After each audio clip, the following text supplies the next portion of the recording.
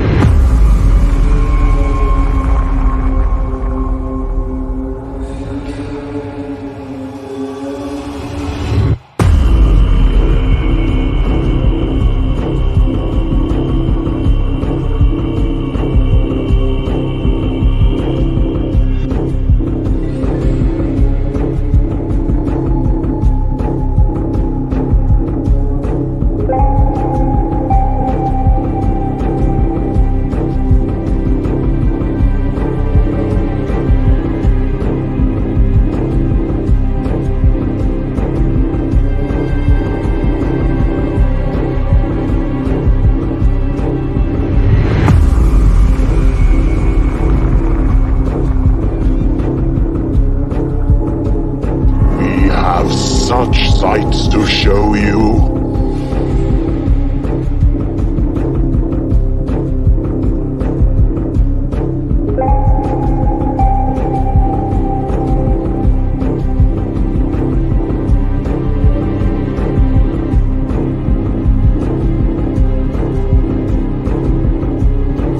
We'll tear your soul apart.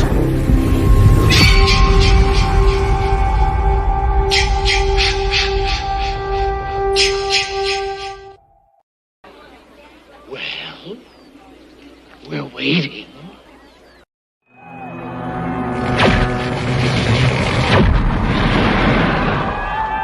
Rock and roll!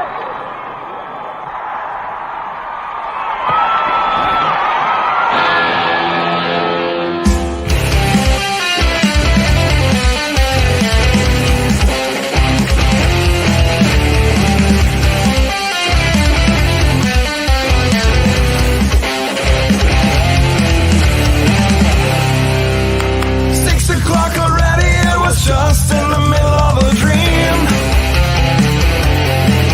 I was kissing Valentino by a crystal blue Italian stream. But I can't be late, 'cause then I guess I just won't get paid. These are the days when you wish a bet was already made. It's just another manic Monday. It was Sunday, 'cause that's my fun day. I don't have to Monday, it's just another manic Monday. I wish it was Sunday, 'cause that's my fun day. It's just another manic Monday.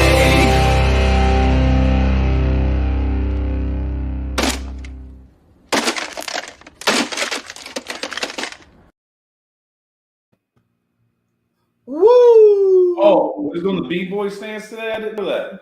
What's up? What's up?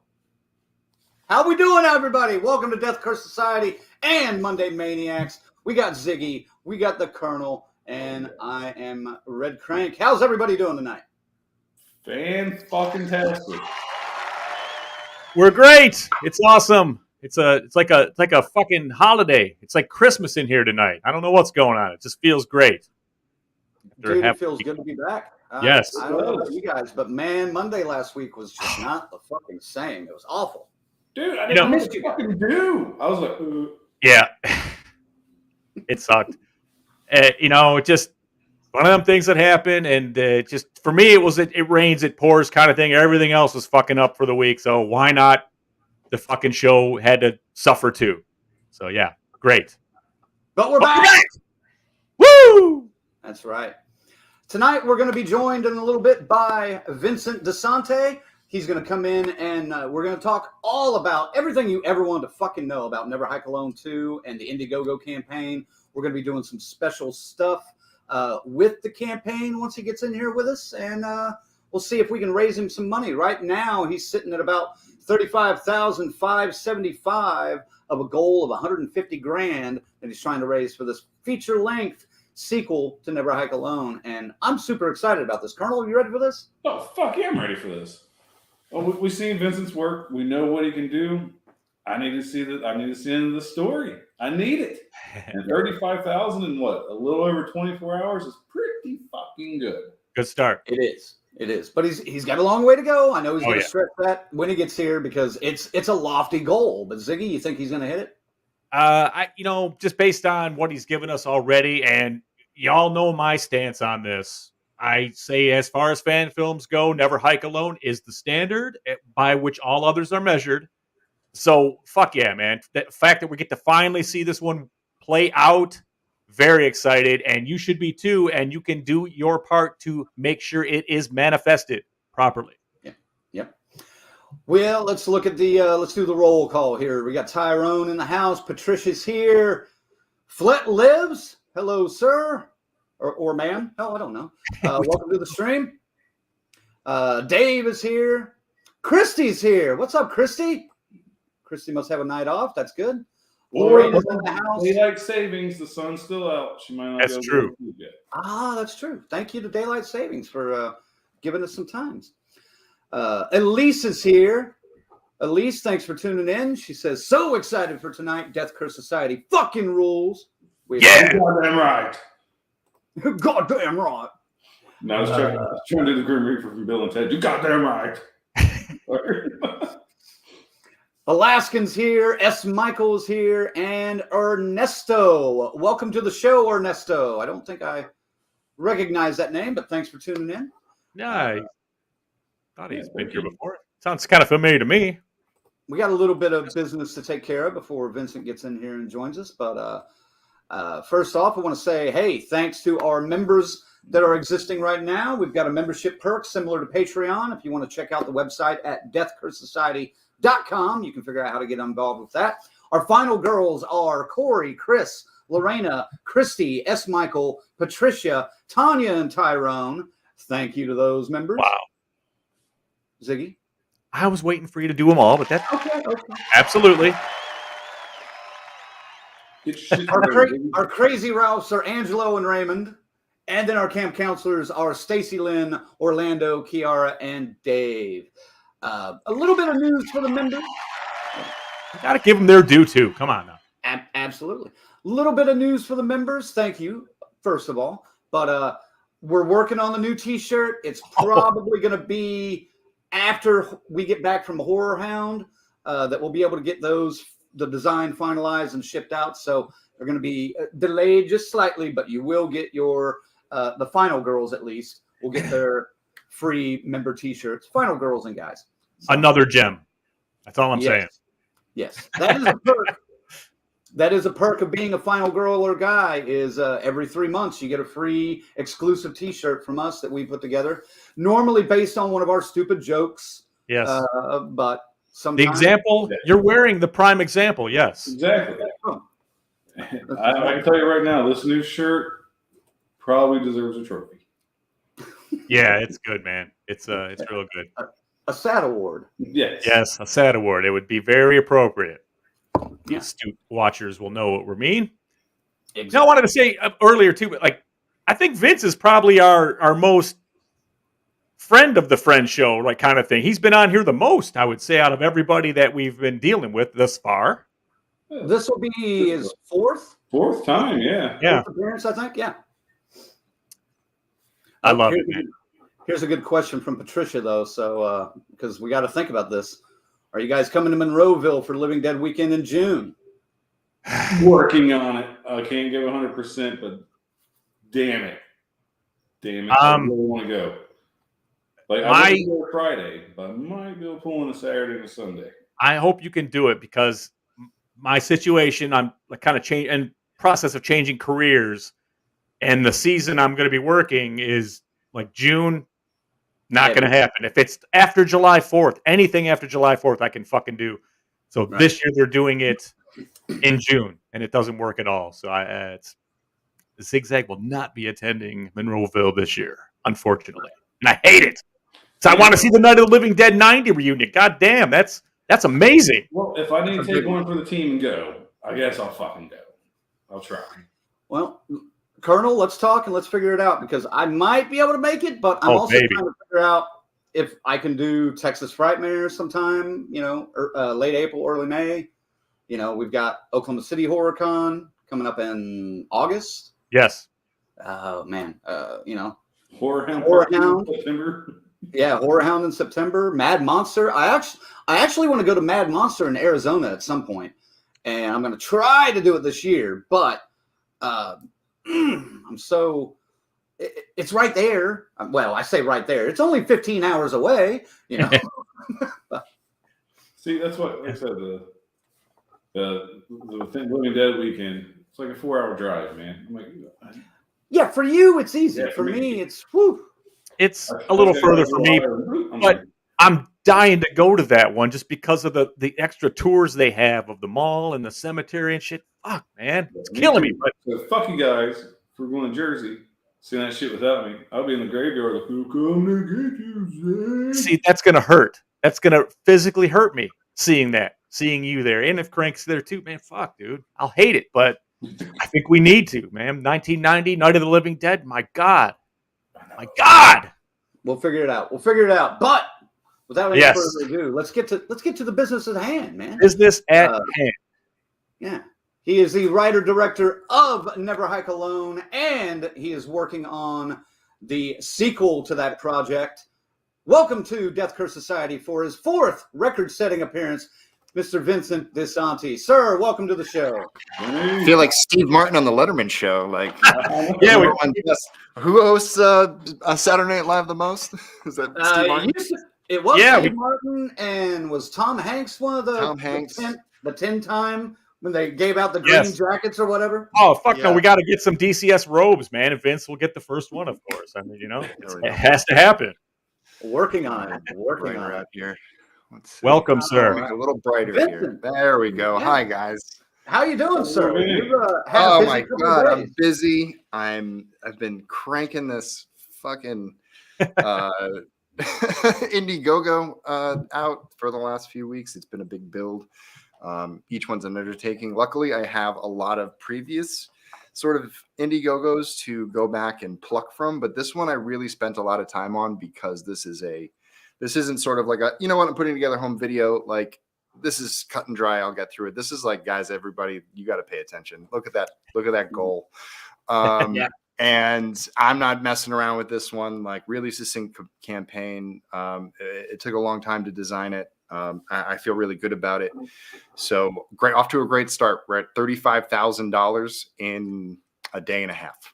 But we got to get to $150,000. So I have been sort of, so just, it's going to be a lot of work of social media posts. I've been going through a lot of photography, which let me just shout out now for all the times I forget to tag her and stuff. But Ashley Covington, our set photographer, if she's watching or if she sees this, I'm sorry every time I miss it. But every time you see, 99% of the time, it's Ashley's photo from set. She's great. She's been on every set of Never Hike Alone, Never Hike in the Snow. A lot of her set photography is what you see, what we promoted with to get all the films done. So she's sort of like our go-to person. She's the best. But yeah, so that's what I've been up to. Thanks, guys. Wow. Yeah. And also getting in like 5 or 9 mile runs every day, which is crazy. I mean, I wish. I mean, no, don't extend it. It's not 9. I did 6.4 once, and then mostly it's like 3 and 4 mile runs. Dude, I don't even. I got to train. I got to get in ghost chasing shape. I don't even drive 6 miles a week in my town, really. So I envy you in a way, but I feel been a journey. It's been a fitness journey. I think that, like, I've been going through a lot, and fitness has always been a big part of my life. And I think that this year I sort of didn't want to fall into the habit of running for a week and then getting spotty and then getting on a job and then never running again for 6 months. So I sort of made it if I have to post every day and I have to answer to myself, then that's the best person to answer to. So they're sort of for me, and it's funny to see how people have reacted to it. It's pretty funny. So I didn't think anyone was going to pay attention. I thought it was just going to be me posting to myself on my thing. And I guess, yeah, people do follow me, I guess.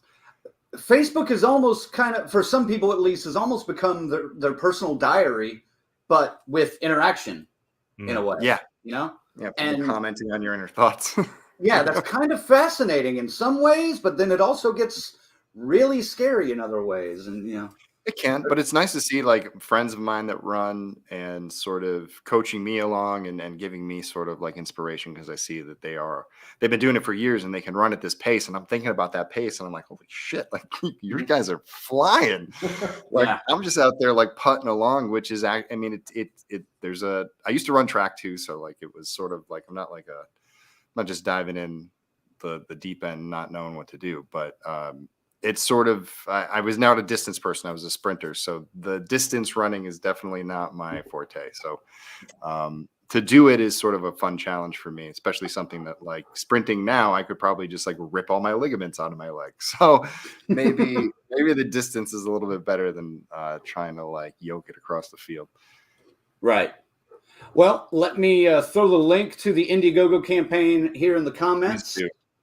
So people can grab that and go and support the film. It is live right now. You're sitting at 35,500. Do you want to go ahead and 30 backers? Is that still that? Yeah, 530 backers. Wow. I always like to say the first time we ever did Never Hike Alone, we didn't get it funded. And then the second time we got $19,000 with 277 people over a campaign that lasted 31 days. So if in a day and a half, I got 530 people, that's a good start. Great start. Never Hike in the Snow, we had 2,500 backers by the end of it. That's 2 campaigns with like in-demand campaigns and all that stuff stretching it. I feel like if those fans come back and they fill that sort of base where they were, that gets us back to where we were, around 100, 115. So I think that 150 is definitely a goal that with 500 more people, which I think that it's been growing over the years. This is a 6-year project. This snowball's been tumbling down the hill for a while. So it's sort of nice to see. It's sort of nice to be on the end of what Never Hike Alone did for fan films. You know what I mean? When we started, we had nothing. Like we had to really scrape it together. So now we're getting this opportunity from fans to actually they sort of know what we're about now. They trust us a little bit more. They see that it goes into the film and the films come out and they're at least close to being professional. And they enjoy it. And we want to do more of that. This is the true cost of it for those of us without millionaire backers. We have to come out and sort of raise every single dollar that gets spent to do every single thing in the film. And if you guys like what we've done so far, we're worth your investment. And so we've been building up to this point to say Never Hike Alone is a great film. It's a 1v1. It can be made so cheap, and we got a lot of guerrilla weekends. It's like now we got Tom Matthews, Vinny Guastafaro. I got a cast of characters that need to come on through. We got locations. We got those things. It increases the cost of production by an incredible degree. Never Hike in the Snow was super expensive, and Never Hike in the Snow was a short, and that was super expensive, and that cost between 60 and 70,000, and the rest of that goes towards crowdfunding, goes towards the perks. I got to pay taxes on that money.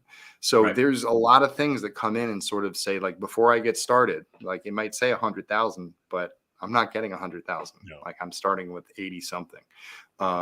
And that whittles down pretty fast. And anyone who's worked in film knows how fast money can burn. Yes. I do think you do have the benefit of a huge anticipation based on the other 2 films. And you've already proven it's going to be a quality product and everyone involved with it. So, I mean, I think everybody should come back. I mean, that was already there. It has to. I mean, why wouldn't you? Unless you're unable to, of course, but hey, listen, it's tough. I mean, pandemic killed me. I mean, it's insane. And right now gas prices are through the roof. I get it. A lot of people are like, I'm waiting until payday. I was like, I get it. Like, dude, I just want to, I want to reiterate that I'm not out here to drain anyone's bank account. I'm not out here trying to take food out of anyone's mouth. I'm not trying to take money away from an independent film. I'm not trying to do any of that stuff. We're trying to make a statement for Friday the 13th. Friday the 13th has millions of fans around the world. If millions of fans all gave $1, we'd have $1 million production. I can't do $1 million production. We'd stop it. Like, we'd have to like stop the campaign at some point and be like, all right, this is too much. I can only donate so much before somebody's like, what are you doing? You can just donate directly to those things if you want to help. That would be great. That would be lovely if every Friday the 13th fan in the world was like, yeah, I'm down with a fan film, and those guys are doing a great job and threw us $1. But, you know, it's going to take 5,000 people. I think we can ensure 5,000 people that they can invest in us and get at least a Blu-ray back, at least their name in the credits. They're going to see something really cool. You're going to get Tom Matthews as Tommy Jarvis coming back to fight Jason. This is what we've been setting up for 2 films. Like, how can you watch the first 2 and then not want to buy into the last one? And that was the thing about Never Hike in the Snow, setting this up. Like, it wasn't meant to like be the be all end all. This is the be all end all. Snow was just, it was literally the icing on top. I was just on top of making this. I wanted to give fans a snow film too. So you're welcome. And then a pandemic. My bad. I'm not, go talk to Randy Marsh. I'm not the one who got with the bat. So, Gonna bring up the South Park. Hey, I'm a big South Park fan. So now it's the time. It's sort of like, I think that this is sort of, I think the horror world is enjoying it at this point. I know I get my detractors. I know it's sort of, it puts a bad taste in people's mouth. They don't get it. They don't understand the legality of it. Sometimes I don't understand it. And I understand that a lot of it's luck, timing, and the fact that I've also put myself out there. I put myself at a lot of risk, and I am making judgments based on the incremental risk that I am willing to take on behalf of the fans. But know that the minute I get a cease and desist, it all shuts down. Yeah. The minute anything comes up, I will comply. I will do it. But if they're going to allow me this opportunity, and the rights holders have been very lenient and nice and cordial about all of this stuff, and sort of, you know, a lot of alumni cheer this on. I was talking to, you know, a lot of alumni about it. I was at Days of the Dead in Atlanta over the weekend talking to Kane, and he was very supportive, and you know, talking to some of the other folks around there. I didn't get a chance to bump into Derek because I was so busy over with the film festival. If you guys get a chance to check out Mad Monster Arizona, I have perused that festival. It's a lot of fun. Cool. Yeah, saw James Jude Courtney like swimming through the pool. I was like, there's a shape in the pool. Yeah, you guys should definitely check that out. So it's this is a big venture. This is it. This is what it's all been building towards. Like, I've been waiting a year and a half for world to somewhat come back to normal. It's not quite normal, but we can shoot in this. It's close enough. We can make this work. And this is the opportunity of a lifetime, really. Absolutely. Well, we've got a special secret perk that you're going to release on the Indiegogo page tonight while we're live. Is that correct? It is. So I wanted to ask this because what I created was a secret perk, because I figured people will be asking questions in the There'll be questions in the comments here, but yeah, we want somebody to get the secret perk, and then we can send them the link to the show. They can come on briefly, ask you the question directly. So that's what I was thinking. So I created this secret perk. You can't see it unless I send you the link. So if someone in the comments or someone who's watching wants to get the secret link, why don't they email me directly at wompstompfilms@gmail.com. If you do that and I see your name pop up tonight, I'm going to put I just put my email right up in front of me. If you email me during this podcast, wompstompfilms, WOMPSTOMPFILMS @gmail.com. I'll send you the secret link, and you can you'll be able to ask a question online. So you'll send that to me, and then Jared, will you send them the StreamYard link? You can just send them that. Yeah, you've got the StreamYard link. I can send that to them. When I see them pop up in the green room, we can invite them in, and we'll go from there. So I basically went like this. Pretty simple. The perk is this. It's you get to get it's for a Blu-ray and a and a special thank you credit. So the $35 perk for the Blu-ray, it's called, for when you go onto the page, it will be called, what I call it? I call it the Death Curse Blu-ray. So you get to ask a question, and you'll get after you ask your question, you've paid for this perk, you'll also get a Blu-ray with that automatically. Can we just throw your link into the comments? The secret link into the comments? And you can actually. I'm going to copy the link, and I'm going to send it to Jared. Send it to me, and I'll put it in there. That way, it's at least sort of public for our viewers, rather than maybe jumping through the extra hoop of emailing you. And yeah, we were talking on Facebook, so I'm going to send it through that. So here it comes. Okay. Bam. There it is. I just sent it to you. If you want to do that, I will keep an eye out on perks. We can also keep an eye out on the campaign. If I see the campaign go up, I can always just check the perk bin and see there, because we're still at 531 backers. That takes us to $35,615, 23% of $150,000. I like Here we go. 34 days to go. 32 days to go. Here we go, baby. We need that tote board. Come on. Man, I got my tap dancing shoes ready for the next few weeks. I want to keep doing that the Ghost Files stuff. Got a lot of stuff planned. So this is going to be a fun stretch. I have a lot planned for this block. Yeah. Well, it's a long link, but there's the secret perk right there, I believe. Yes, and it is showing up. So Cool. That is working. So if you see that, and I'll try to copy and paste that sporadically throughout the night while we're doing this. So for, would you say 35? I think it was. Yep, you get a 35 Blu-ray. plus shipping. Mm-hmm. Okay, you get a Blu-ray. You get to come on the show right now and ask a question, and you get the special thanks, your name in the credits. So not too shabby. No, not at all. That's a good fucking deal. Yeah, you get to come on live and ask a question, and no matter whatever you want to do. And then, because actually I have the perk list up right now. So if anybody shows up, I can grab their email right off of that, and I can email you right here, and we can have you on the stream in a few minutes. Just make sure you got your headset and headset and webcam. Something. Yeah, headset and webcam are integral to our show. So.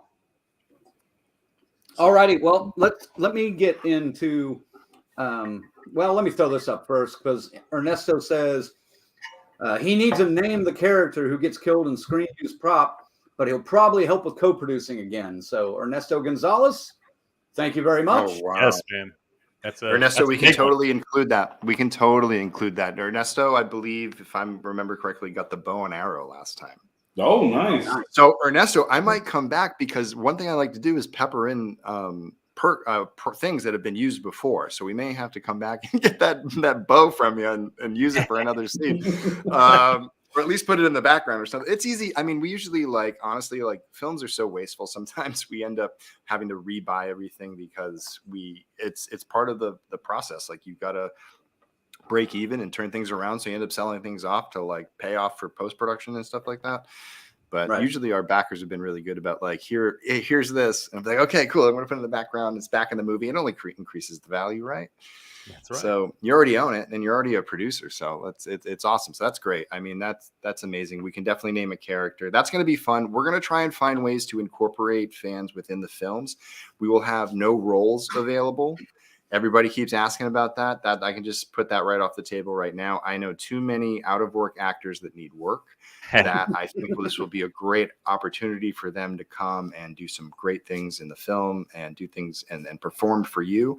What we will try to do, we have obviously name a character. We also have do the commentary on the Blu-ray. We did that on the Ghost Cut. Went really well. It was actually a very fun conversation. We had four backers on with myself. They asked questions. I kind of was able to answer things about each of the films as we went, but let them sort of take center stage and do what they needed to do. So you have that opportunity.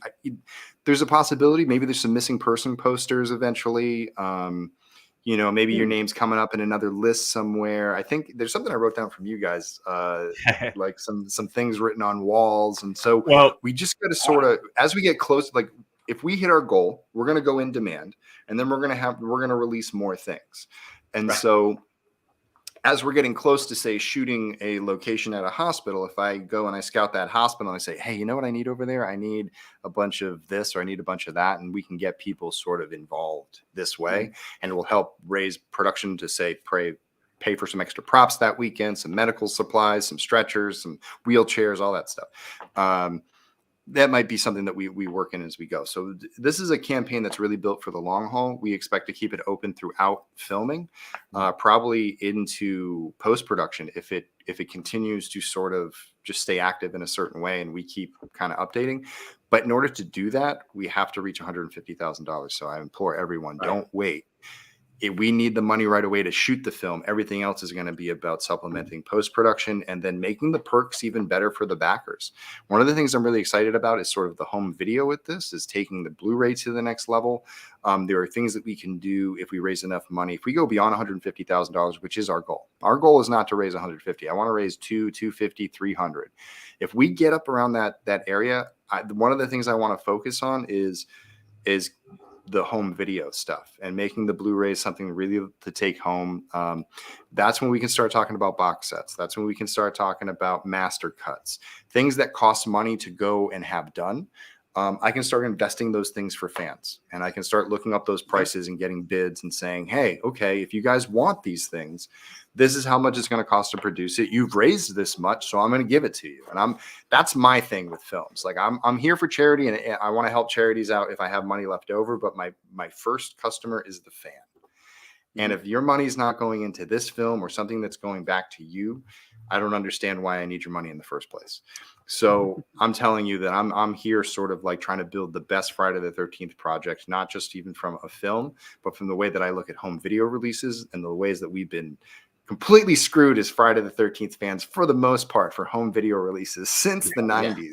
With whack covers, with the wrong Jasons on films. Like, you're not going to get that with Never Hike Alone. We're going to design something really cool. Obviously, we have artists like Danny Desmulis. I have some artwork from another artist, Adam Michaels, which will be sort of a part of future Never Hike stuff.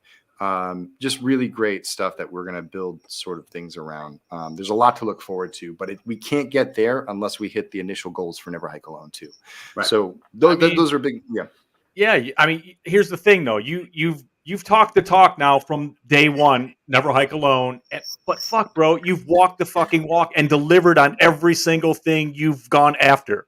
So I mean, I don't see why anybody would even hesitate at this point to get the conclusion to this damn thing. I know. I think that's what people wanted. That was the biggest complaint about Never Hike in the Snow. It's like, we want more. And what could I do then? You know what I mean? Like, yeah. It's like being Rocky on the side of the ring in Rocky 5 and Rocky 4 when he's dead in the ring. What's Rocky gonna do, right? Like, he can't go in to save his thing because it's, it's not his fight yet. And now I'm in Russia. Now I'm the Ukrainian. Oh, no. I don't know. Topic. No, we're not there. We're not going there. No. But enough bad news coming now. Now I feel like this is what I was building towards. This is the opportunity that was ripped away from me by the pandemic. My personal struggle. Oh, woe is me. A lot of people had a lot worse. I get it. Like, now I have the opportunity to do this. It just took a little longer than I wanted, but everything's going to plan. We had to wade through the BS that we got with Never Hike in the Snow, as far as getting delayed with our vendors, getting delayed with our extras, getting delayed with all that stuff, which set us back. But we just kept our heads down, kept working, kept answering the emails.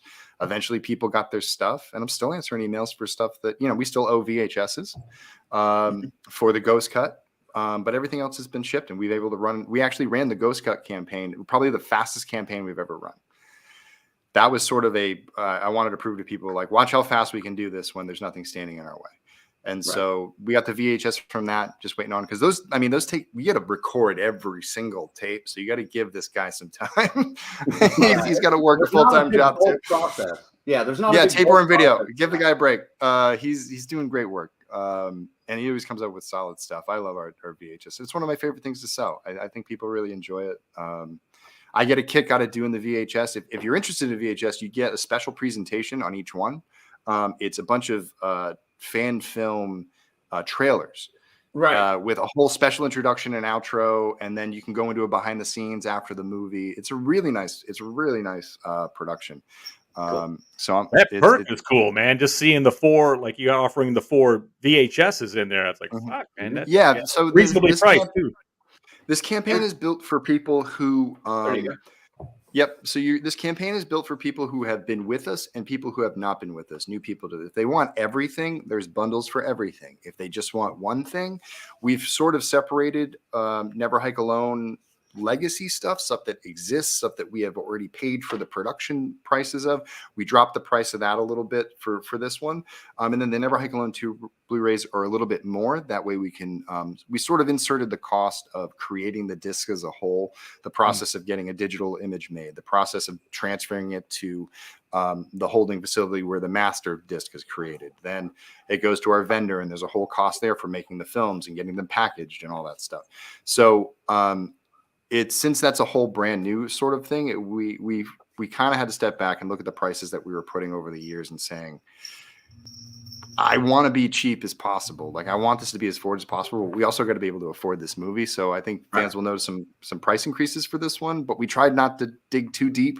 I think this is a good, from what I've seen on other fan films and what I've seen sort of like on there, I said, okay, if sort of these types of projects can charge this much for a Blu-ray or that, I think that we've earned the right to do that too. And if people are paying it, then that. And if anyone's ever really struggling, like we're here to sort of help. You can always email us at wompstompfilms@gmail. wompstompfilms@gmail.com. If you need a secret perk, you want to bundle some stuff and like the shipping's really starting to pack up and it's not really working out for you with the add-ons, you can email me directly and I will build you a perk. And if it's getting kind of costly, we'll shave some cost off. I don't mind helping people out. Okay. Nice. Well, I got a question. Go ahead, Frank. What's up? Speaking of perks, I wanted to let you know we were going to do this live, but we figured the logistics were just not going to let us do this. But each of us throughout the night are going to get one of these campers packs from you. Really? Cool. We will Love be it. sending in this order later on tonight, but we want to let you know we're going to do this. The camper pack, by the way, folks, has the special thank you credit, all the digital rewards, which comes with a digital copy of the film, the soundtrack, the script, some other things.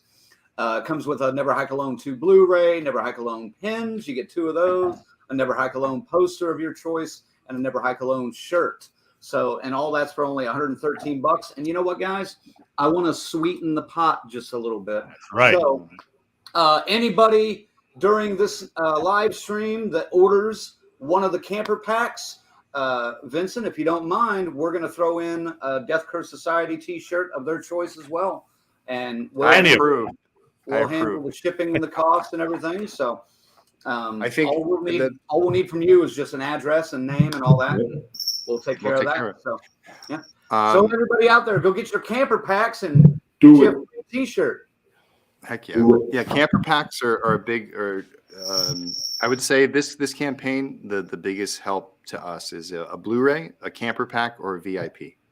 Obviously, producers, you're stepping into a new realm. Those are conversations we're ready to have. Right. We really set those at big tiers this one because of the scope of the production and sort of doing that and what sort of we're expecting to put into the film too. So sort of matching sort of where people are at with the money that's going into the film once we need to dive into the back end. But yeah, we're looking for those big tier packages. But really, again, it's about those sort of small ones. Like the way that the VIP are structured is those 300 perks. That's going to be its own list in the credits. So if you saw Never Hike in the Snow, it's got like 5 minutes of credits, and that was 2,500 names.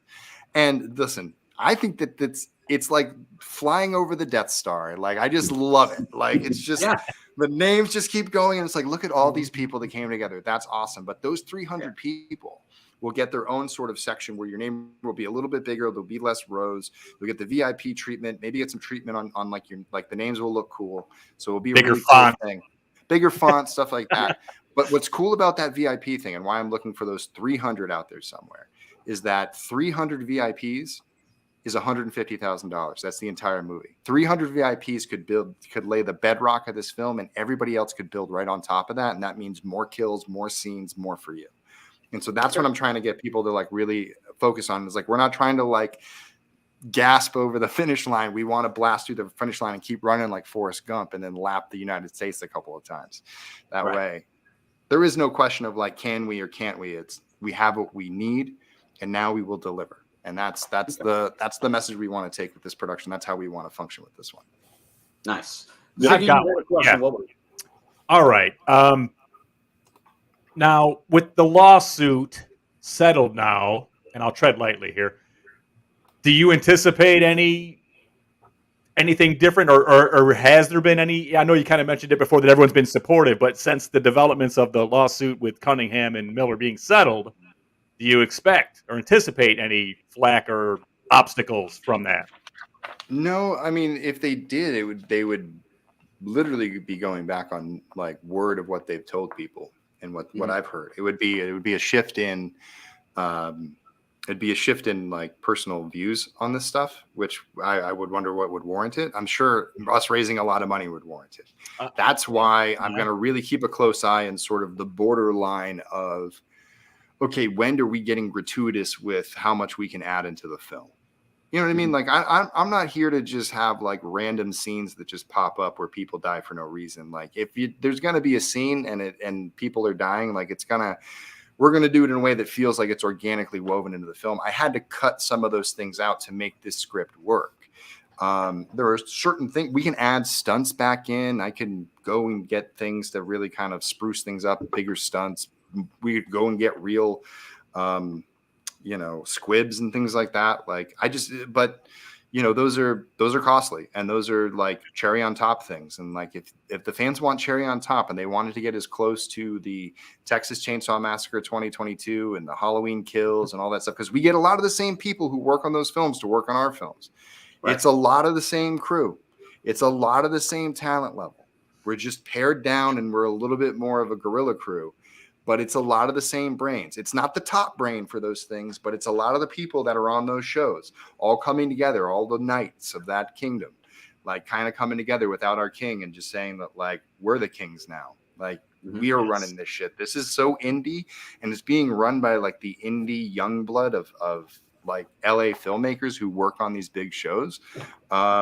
I was just talking to somebody today who I know who works on the Halloween stuff, who's done all of our blood rigs on our stuff. And I'm excited to bring these people back, especially with some like really good funding, because it's just going to give them a place to shine, because they are the KNBs of tomorrow. They are the Vincent Van Dykes of tomorrow. Let me ask you this. Real up? quick. Now, you said the blood people there. Now, are we looking to go all practical, or is there going to be some digital in here mixed in? How are we going to achieve? It's going to be mostly practical. If we do any digital, it's always enhancement. I mean, we're going to build everything from scratch. Nora's going to come back with Rachel. We're going to build all our rigs. I've already wrote out all the kills and sort of figured out how we're going to shoot those stylistically. There's going to be some VFX stuff. Gunshots, probably bullet hits, things like that. Those are things that are affordable at our rate. Pretty common on YouTube. We'll try to make them look as good as possible, as professional as possible. If we can avoid them, we'll try. But yeah, I mean, there's going to be gunplay. There's going to be, there's going to be brutal practical effects. What we've done. I mean, yes, I just showed my brother. Head open. I showed my brother just the beginning of Never Hike in the Snow. Because he's a skeptic. He's like, I'm just fan film. What are you talking about? It's like, just shut the fuck up. Watch this. When that axe hit that guy, he was like, whoa. He's down, man. So if you think that's so we obviously have to top that. Yes. So we got stuff. There's a lot of stuff. I mean, just Ben and our stunt coordinator, we've been talking with Brian Forrest, my stunt double, and also like we're figuring out ways to do it. I was at Tom Matthews the other day. We were pitching through the script and sort of talking about some things that he came up with some really brilliant stuff that I got to put into the script. And we're sort of still like, the script's done. The logistics are figured out. It's a nice logistic script, but now we're sort of going in and Tom's sort of feeding me like, oh, I read this scene, but I want to say this line. Oh, that's great. Let me put that in. It's so we're getting those nuancy things right now where the script will continue to develop all the way to shooting. The more money we get, the script will fluctuate. Then maybe, now I can get this, or instead of doing this location, we can get that location, and maybe I can shoot an extra day now. I mean, honestly, if fans could buy us an extra day on set, that gives us more of an opportunity to say, okay, we don't have to jam through everything in one night. We can save the stunt just for one day, shoot everything else, and then it's just the stunt night. And then we can make that stunt look like something that you see on Netflix, something that you see in the theater. Because my goal with this is when we're done is that, hey, we got we had Halloween, we had Texas Chainsaw, we had Chucky, we got Hellraiser, we got all this stuff coming out that somehow Never Hike Alone 2 will be able to sort of walk into that room and hang. Oh, people wouldn't be able to tell the difference. Dude, and this would be what is Friday the 13th for this generation. As sad as that is. No. I'm sorry. Sorry. You say sad, but no. Jason takes YouTube.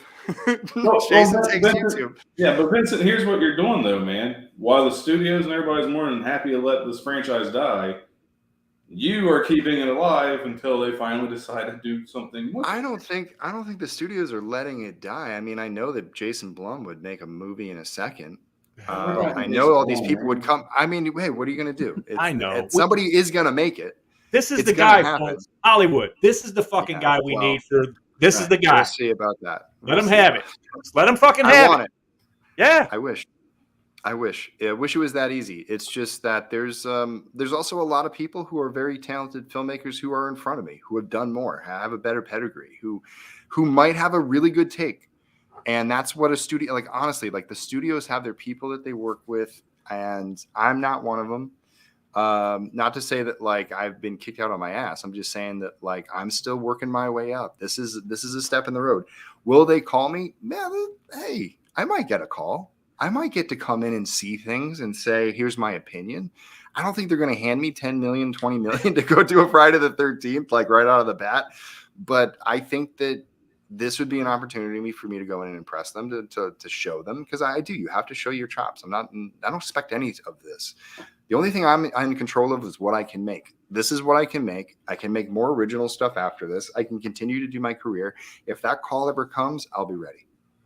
But until that day, I'm not going to sit here and cry about it and be like, that was my chance. What is going on? Why won't they call me? It's like, what is that going to do? You know what I mean? Like, all I'm going to do is keep making stuff. And the more fans watch it, the easier it gets for them to give me a call.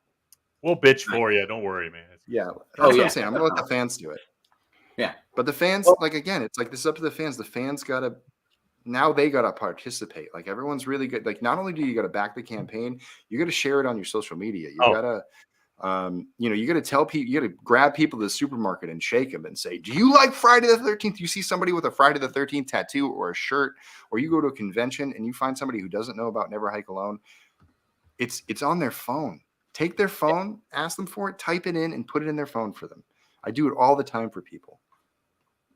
It shocks me, though, to find anybody anymore, though, that hasn't heard of it or seen it, though. So Brian told me a story that he was. Oh, go ahead.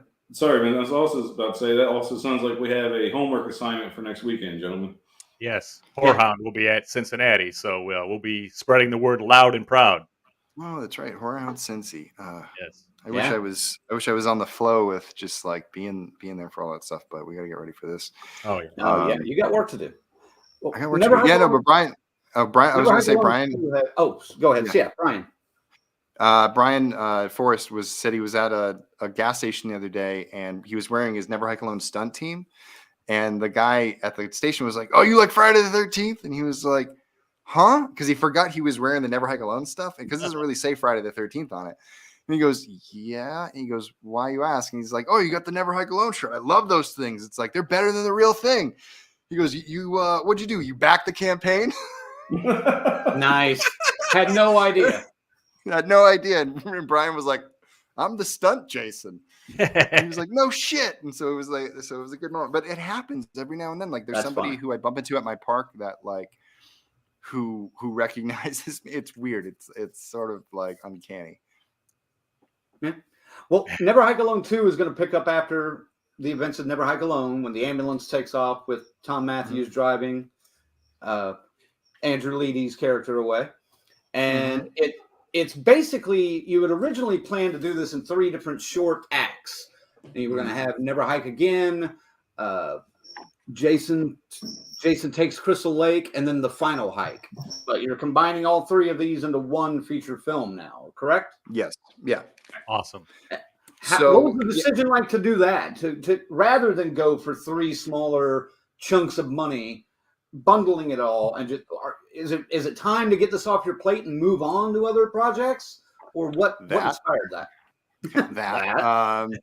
I've been waiting to do this. I think what inspired me was that Never Hike in the Snow raised almost $100,000, and if it were not for COVID, if it were not for shipping prices raising ungodly amounts over the process between us shutting down and waiting for everything to get done.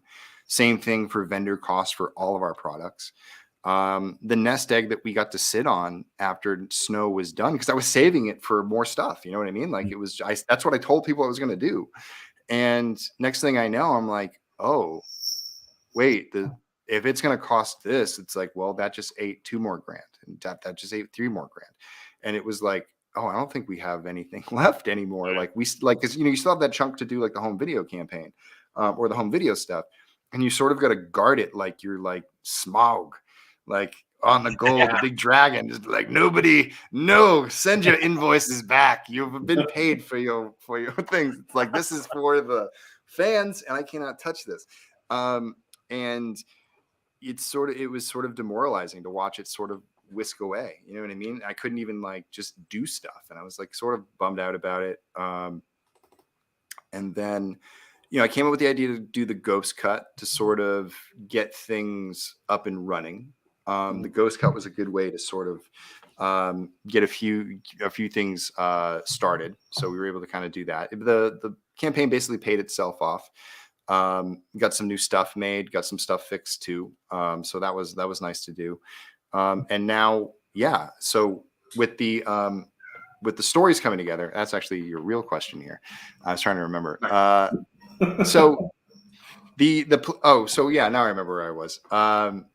Sorry guys, I'm on a tangent tonight. It's been a long weekend.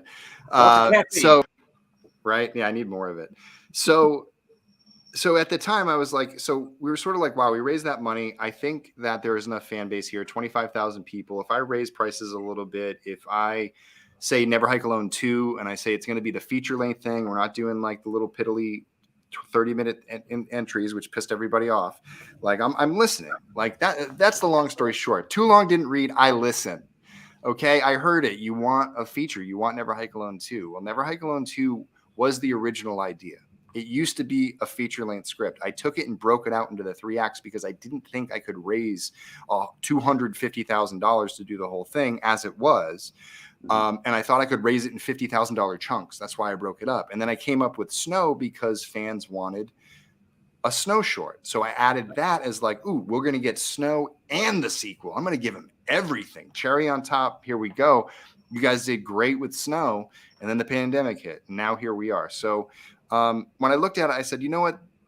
I could get rid of a few scenes that were built in for the episodic sort of like stretching of each act. So I took out sort of the fat that was sort of stretching each episode, and I put it back together as a script. I had to go back and do a rewrite from stuff that we changed on Never Hike in the Snow because that script grew.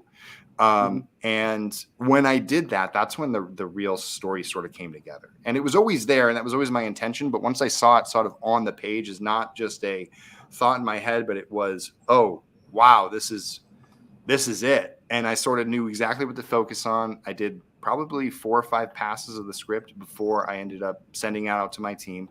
My team did a round of notes. We came back. We worked on it again. We're going to do not a crowd fund. We're doing a crowd fund. We're going to do a table read in 2 weeks with our cast and crew, our principals. We're going to sit down, read through the entire script.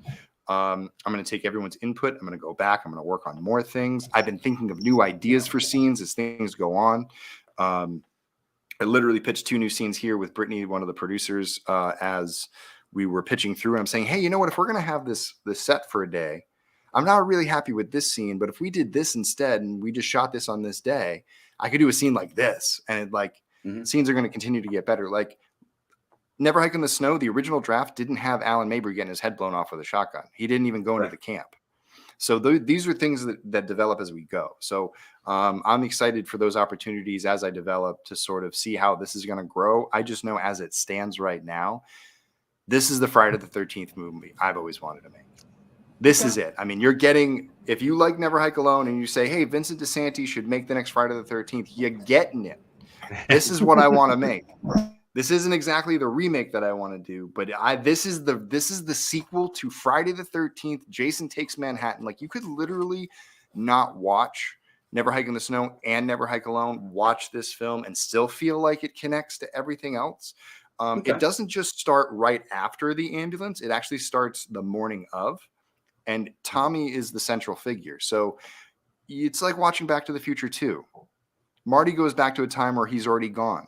We've seen things that have already been filmed, but then all of a sudden we're shooting the same scene from a different perspective and a character that you didn't realize was there. So it's sort of like a nice sort of cross-hatching of where these two characters were sort of crossing in the two ships crossing in the night, and what Tommy was doing before he found Kyle, why he found Kyle, and then what happens after Kyle. So Never Hike Again, which is that act 1, is really sort of that story. It's leading up to the ambulance, and then what happens at the ambulance, and then a scene that takes place after that is really the culmination of act 1. Act 2 is Jason Takes Manhattan. This is all going to take, or mostly going to take place within the confines of a hospital. We will be cutting to Jason making his way through town, a lot like Jason Lives, where he's coming back from the cemetery and going to Forest Green. So there's going to be that Jason is traveling element, which is going to be really fun. And then we'll be at the hospital, and then we'll be doing a lot of work with Vinny Guastafaro and Sheriff Rick Colon as he starts to investigate the case when he hears that a murder comes in. And then there's obviously Tommy and Diana and Kyle at the hospital. So there's that story developing there. And then the final act, the final hike is, let's just say everything culminates in a big massacre at the hospital. Lots of people die. You don't know who's going to live. You don't know who's going to make it out, who's going to escape the Wessex County Massacre. Only one way to find out: $150,000 on Indiegogo will let you know. And the final survivors, the people who actually make it out of that hospital alive, will return to Camp Crystal Lake, and they will battle it out with Jason this is it. This is the big shot. This is Tommy's big plan. Let's see if his calculations are correct. Let's see if he's even there to carry it out. Let's see if it falls into someone else's hands. Anything can happen. I'm going to keep fans on their toes. I want people to know that this is the Suicide Squad, and no character is safe. No character is safe. And this is my tip of the cap to Friday the 13th in the biggest way I know possible. If there's ever anything in the future of Never Hike Alone, it is not after this movie. This is my ending. And if I ever have anything else, it's going to be a prequel. So, but hopefully if I ever do any of that stuff, I can actually just take those ideas to HBO. But until then, and then after that, I got original stuff to make. God damn, We'll get into that. Stoked. I'll say we ran into Tom over at Motor City Horrors last summer in August, and it came up. But I'm sure there wasn't much of a script at that point, but he was fucking excited to come back to this. So, I mean, it was genuine. His face, we recorded the panel, and you could tell he was stoked about this fucking project, man. And he's so excited, and he's really invested in Tommy, and he was really protective of some things. I introduced some ideas, and it's when you've been living with a character for so long, it's tough to sort of like, you really feel protective of it. And so working with Tom, it's really informative for me because I want to inflict my will on Tommy, but Tommy's him. You know what I mean? So at the end of the day, it has to pass the Tom test. And sometimes there has to be an additional conversation of, I'm not just coming out of this, like, I'm not just pulling this out of my ass. I'm not just like trying to be lazy. I'm saying that you felt this is the trajectory of life I think Tommy had. And does this line up with what you think, especially with the circumstances that we've been presented? Because originally I wanted to have Megan involved. That was one of my first ideas. Like, duh, like, you think I'm an idiot?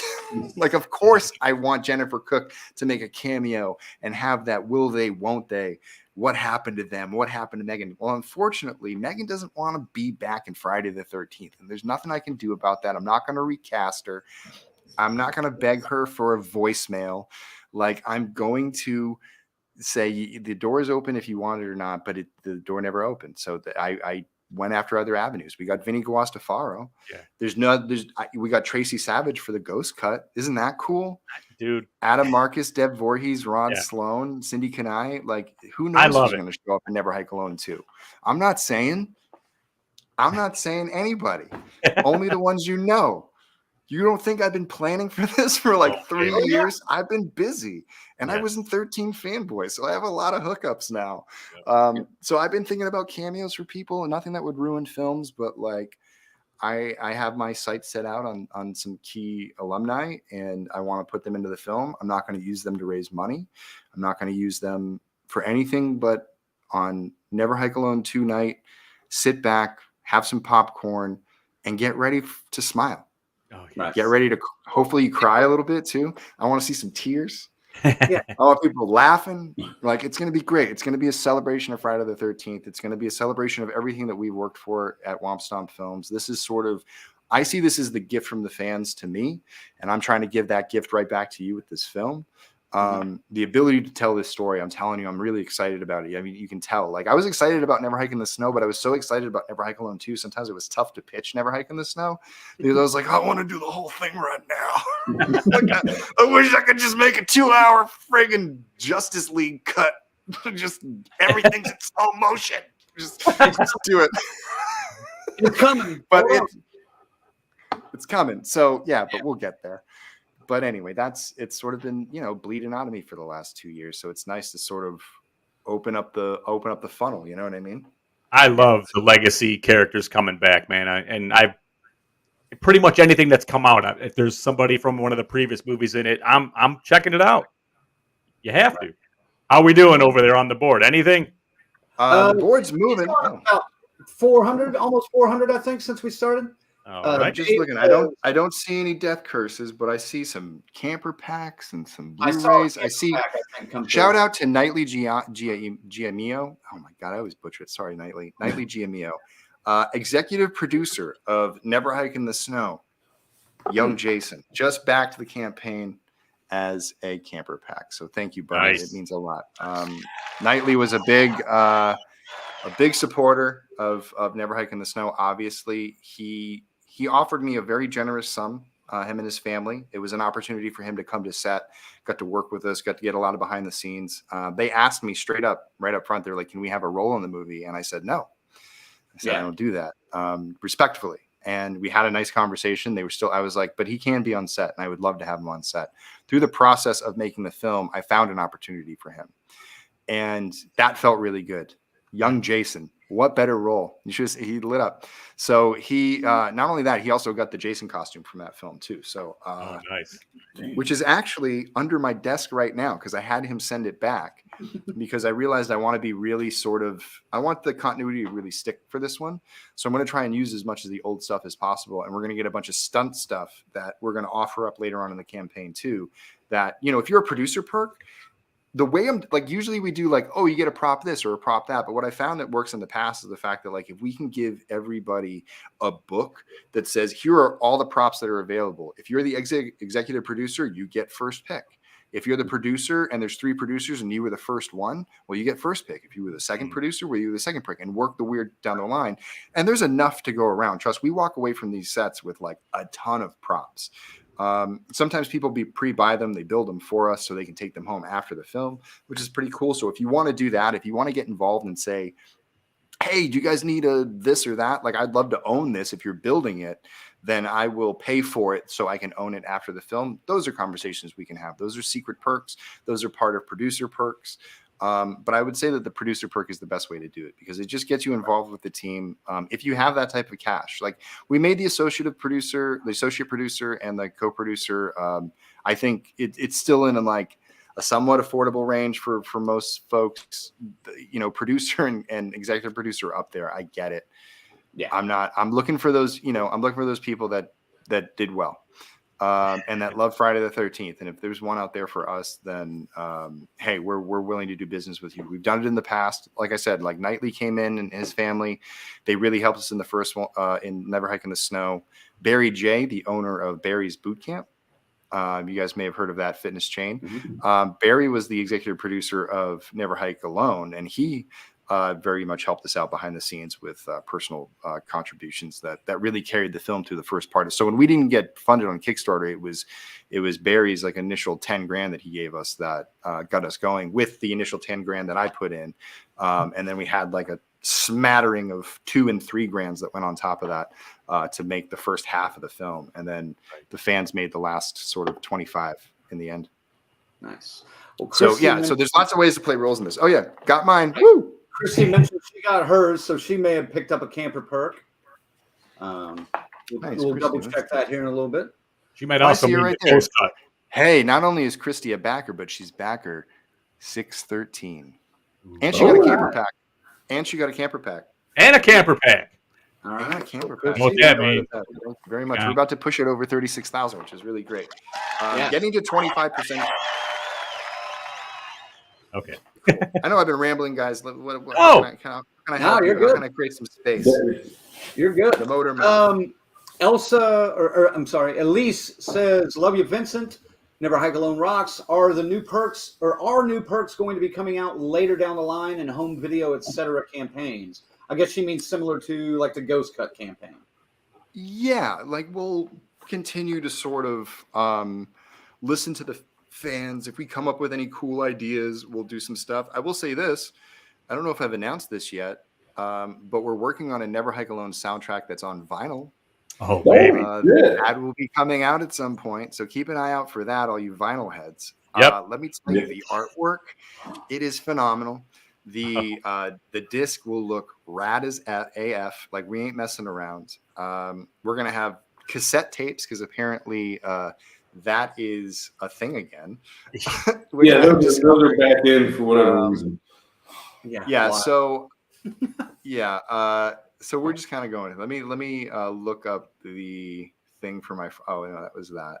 I can tell you the company that's working on it. I forget it off the top of my head because we'll get to that later. Anyway, they're working on that. We'll introduce more things. If you've purchased something, let me just reiterate.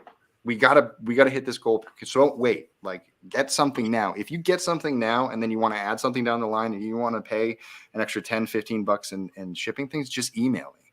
And then I'll make you a custom perk that allows you to add everything on at the back end. I will cut shipping out from under it because I can combine it because I can go through certain weights and we can just weigh it to what you want and combine the old stuff and do that stuff for you. That's what I'm here for. I don't just direct the films.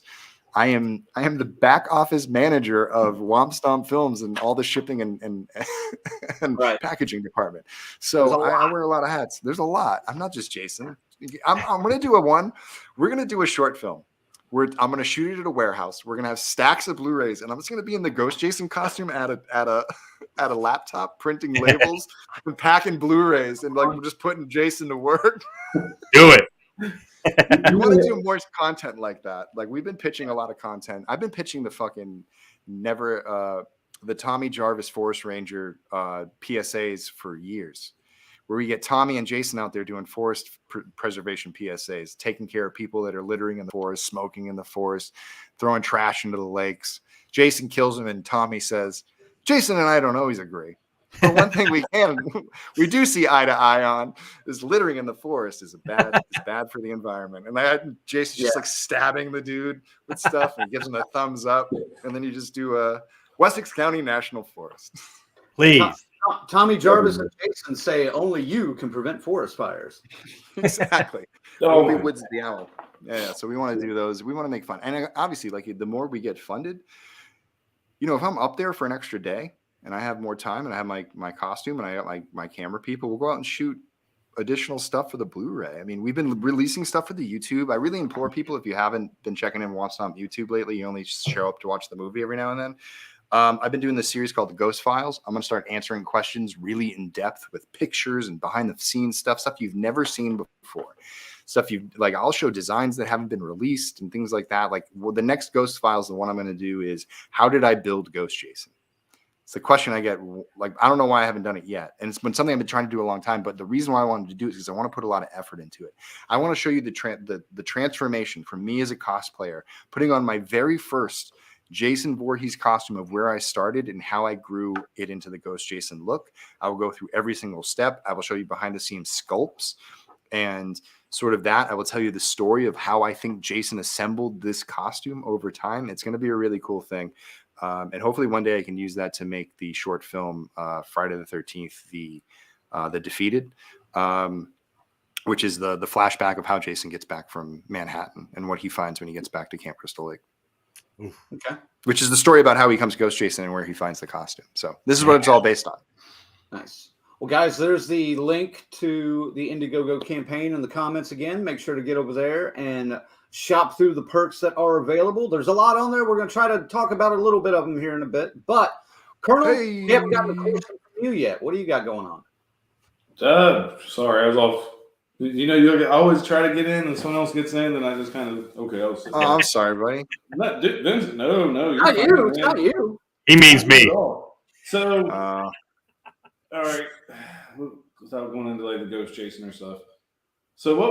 All right, we talked about the campers and the VIP. Mm-hmm. Maybe what's like a different item, because like I haven't gotten much further than the $113 one to see what I can. Yeah, no, that's. I know that those are big. Yeah.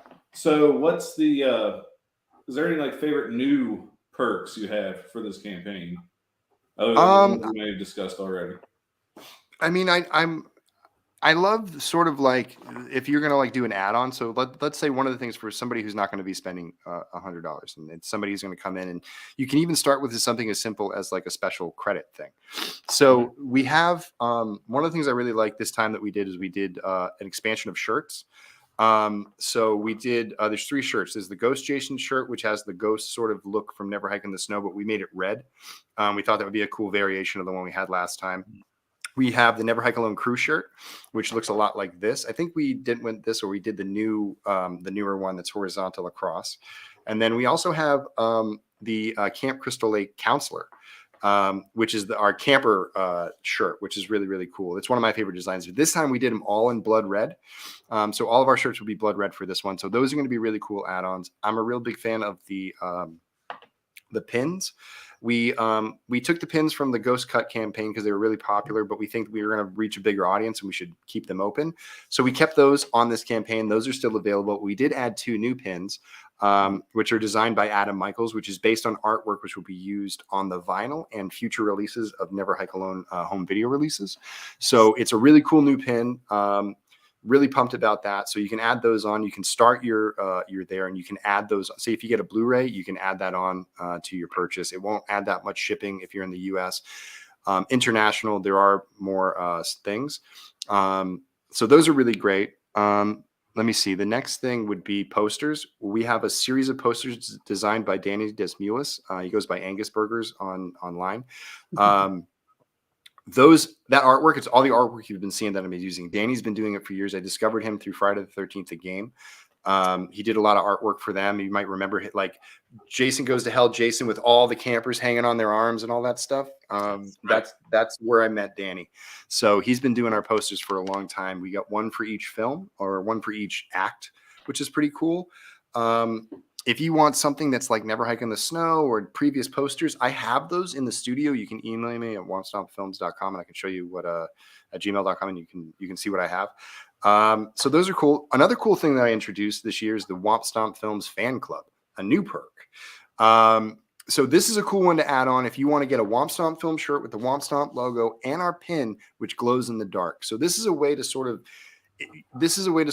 Womp Stomp Films directly. This doesn't have anything to do with the campaign, all those things. Like this is something that like as we move forward, as I want you guys to support Womp Stomp Films just as much as you support Friday the 13th, and that when we go into our original productions, this is going to be a great thing to wear at film conventions, at horror conventions and film festivals. Like wear this around and start to spread the word that Womp Stomp Films is a name to remember. Like, hey, Rooster Teeth is the thing. Like, the guys at Fuzz on the Lens, they're working on Terrifier and all those things. I think that Womp Stomp, we need to start stepping up into that realm, and we want to take on an identity like that. This is a cool way to show your support, especially if you've been around with us for a long time and you want to show that like you support independent filmmakers. This is the way to start supporting us in that way. Of course, this is going into the campaign, but I just think it's cool that people will be wearing Womp Stomp merch just instead of just Never Hike merch, which is pretty cool. Yeah. So those are really cool. Obviously, we have the Blu-rays. You have the Legacy Blu-rays if you want to bring those up. I guess you got them all ready to go, huh? I got most of them. I don't have everything. Cool. I got most of them. No, yeah. So we'll keep it pretty short. Legacy Blu-rays. It's everything we've made before. Edition 2s of everything. So Never Hike Alone, Never Hike in the Snow, and then Ghost Cuts. We'll have to order another batch of those. We won't do a second case for those. We have the Never Hike in the 2 Blu-ray, Never Hike Alone 2 Blu-ray. It's $10 more because it's paying for the startup costs of making the Blu-rays. But this is one of the backbones of the film. Like, we know that this is going to be the most sought after item. We will probably sell thousands of these. We will not cap it. It will be a first edition. So these will come with signed cards. We will be numbering these. These will come very personalized. So, and we're going to put everything we have into this disc. I mean, special features, subtitles, every time we do, we want to find ways to improve the video quality and all those things. So we're going to really put a lot of investment into this film because this is a true blue feature film for us. And just like the Never Hike in the Snow disc, we had dual layered discs. We put a lot of content on there. You're going to get a lot. So the more you guys back, definitely best thing you can do is get one of these and then get 3 of your friends to also get them. That's just as important as getting a camper pack or a VIP thing. Like, you can do a lot of damage just by getting a lot of people to get that perk, because the more people that back it, that's what this is about. Not single people paying a lot, but a lot of people paying a little.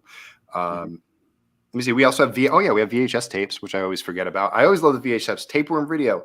We have the Legacy stuff, which you're looking at right there. Same thing. Never Hike Alone special introductions, behind the scenes on the back of all of those, and then of course the Never Hike Alone 2 VHS, which will be the same thing. We'll have a really cool cover. We'll do variations of covers over time too. So keep an eye out for different covers that may come out over the course of filming. We can swap things out later on down the line if you want to do some stuff. We just got to stay in contact and mark things. And that's kind of rounds it out. I mean, everything else there is sort of, we have fan commentary. We have name a character. We have, and then the VIPs obviously in the camper pack. The camper pack is an all-in-one bundle where you get all of those beautiful things. Special thank you, digital rewards, Never Hike Alone 2 Blu-ray, pins, poster, shirt. Digital rewards, obviously it's the film, it's scripts, it's soundtracks, it's wallpapers, all of that stuff. That's all that comes with every single perk that comes after it. So The base levels are the credit and the digital stuff, and then everything else you actually start getting physical perks with. And all of these perks have add-on features. So if you pick something as you're checking out, check the bottom of the screen. You can add a shirt. You can add a pin, you can add a Blu-ray, you can add the Womp Stomp thing, you can add whatever you need and build your own custom thing. If that gets too expensive, you email me at wompstompfilms@gmail.com. I build you a custom perk and get you all settled. So that's that. So I do want to say one thing. I realized that I was bouncing around and not checking emails. I got some emails from people. We have someone who purchased S. Michael Sims. That's what I was getting ready to jump in. Yep. So I am going to give me a second because I got 3 emails in here, I think, from this stream. You guys are all nope, not that. So while you're beautiful. Nope, I got one. Yeah. Well, no, it's one. It's just one. So let me get back to this person. Okay. While you're doing that, I'll fill some time here for a minute. Okay. Thank you. You may know, and this you don't have to necessarily pay attention to this too much, but you may know we have a running bit with a guy that we like to call YNO, and who just pops in every now and then, and we've used him to fill in as he's a sound guy, right? He's a sound guy. He's been in everything. Yeah, he's just this is where we originally got him.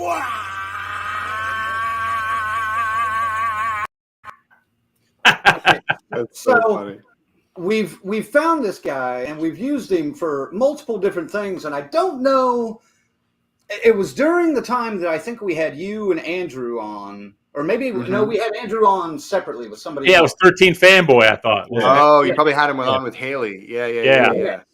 And we were doing that bit with something going on there with Deborah. We had that sound clip run over Deborah Voorhees scene in. I just emailed Michael. Part 5. Okay, cool. Oh yeah, that's funny. He'll get in here. But Andrew gave us the idea of, well, you have to do that with Vincent at some point down the line. It's like, oh yeah. And we did a long time ago, and I shared it with Andrew and got a good laugh out of it. But I don't know if you've seen this, so I don't know if you remember this deleted scene from Jason Rising. But here we go. Cut the power. What the fuck is that? Get back and close the door. Close the door. It's fine. Don't worry about it. I got it.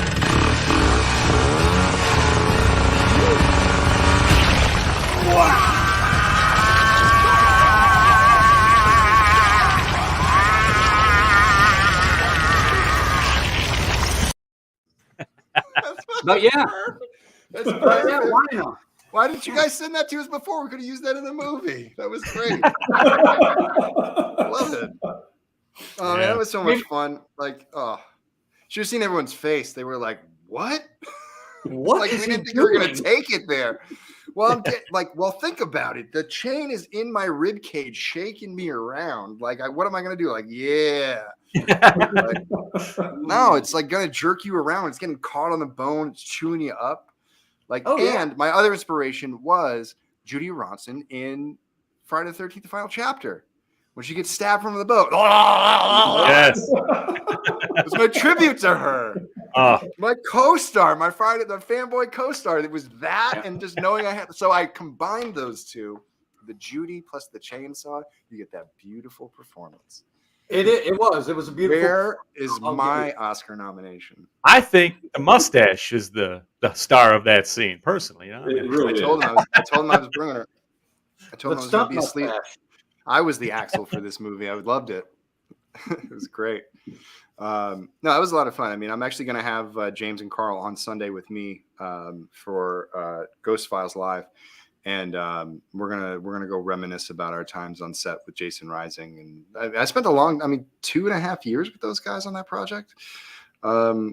And it was a fun adventure, and you know, we're still coaching through stuff, and it's sort of it's like a fraternity now. It's like we've all been through the paces of it, and sort of out the other side, you look at yourself, you're a much different person.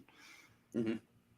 Well, let me get into this, because one of the things you've talked about, obviously, your goal, or the flexible goal, is $150,000 to make Never Hike Alone 2. But along with that are some, if you extend past that, we have some stretch goals that you've included. So one is just a simple add a kill, and you've kind of already alluded to it when we've discussed the film a little bit tonight about Jason's trip from Crystal Lake to the hospital. Who's he going to run into along the way? Possibly somebody. So, but you've got the add a kill, you've got the add a kill like montage. Sounds like a house party that he may come across as he's going to the hospital as well. And then you've got the very ambitious, well, if we double our budget, then fuck it, I'll make a goddamn prequel. And we'll make that prequel. Yeah, so the prequel I was talking about before is that prequel. I was the working title was The Defeated, but I now that you looked at it, I'm like, oh yeah, that's right. I'm calling it The Ghost of Crystal Lake. It's really it's. Let me tell you something. I pitched the thing, and sometimes you'd be like, you should make that before you make Never Hike Alone 2. I want to see that now. Like, it's that good. It's really fun. It's really good. It's something I might explore down the line. I have ideas. I'll pitch something for that. But let me start at the beginning. Add a kill. I had to cut a lot of scenes out, as I said. I wrote a scene that was a smaller version of the kill montage. That if we do the $200,000 version, I can do that version. It's a nice condensed version, which gets you nice little, like, I can either get one good kill, or I can spread that out between a couple of really good, like, okay kills, some off-screen stuff, and then one good one. You know what I mean? If we bend it right. The kill montage is something that was in the original script that was actually editor Mike Appy's favorite scene. It was the opening scene to Jason Takes Crystal Lake. It's the first moment Jason steps into town, and he happens to hear a house party that's going on and decides to stop by and see what's going on. And it turns into this fun, basically music video of Jason murdering people for like 2.5 minutes. Nice. And I have like I'm not going to, the best part about it isn't the kills. It's the music that we chose. That's what I was just going to ask. What the fuck? But I can't diverge that because that's the secret weapon. And honestly, I don't want to just use something that's like this song. I want to use some industry connections that I have to go get the rights to this song. And it would be something you've never seen in Friday the 13th before. And I'd probably get a lot of hate for it, but I don't give a shit because it would be the fucking raddest goddamn thing ever. Like, I love it. When it came time to, like, I talked to my producer and she was like, you got to cut things out. And I said, I know the first thing that needs to go. It's going to kill me to do this, but I'd save probably $50,000 just cutting the scene out now. So let me do that. Let me save ourselves a location and cleaning fees and smashed windows and people in high falls and stunts and big gags and all that stuff. It was like, because if I want to do it, I'm going to go bigger. I'm going to go home. I'm not going to waste time. I'm not going to like cut away and then come back and be like, well, there it is. It's going to be an actual, like, we're going to see it. So that's up to the fans. So then we walk our way up to the prequel. We double our budget. We have way more than we need. There's a prequel that I can shoot in guerrilla style fashion. I do not think it would come out before Never Hike Alone 2. It would come out afterwards. It would be a bonus. Right.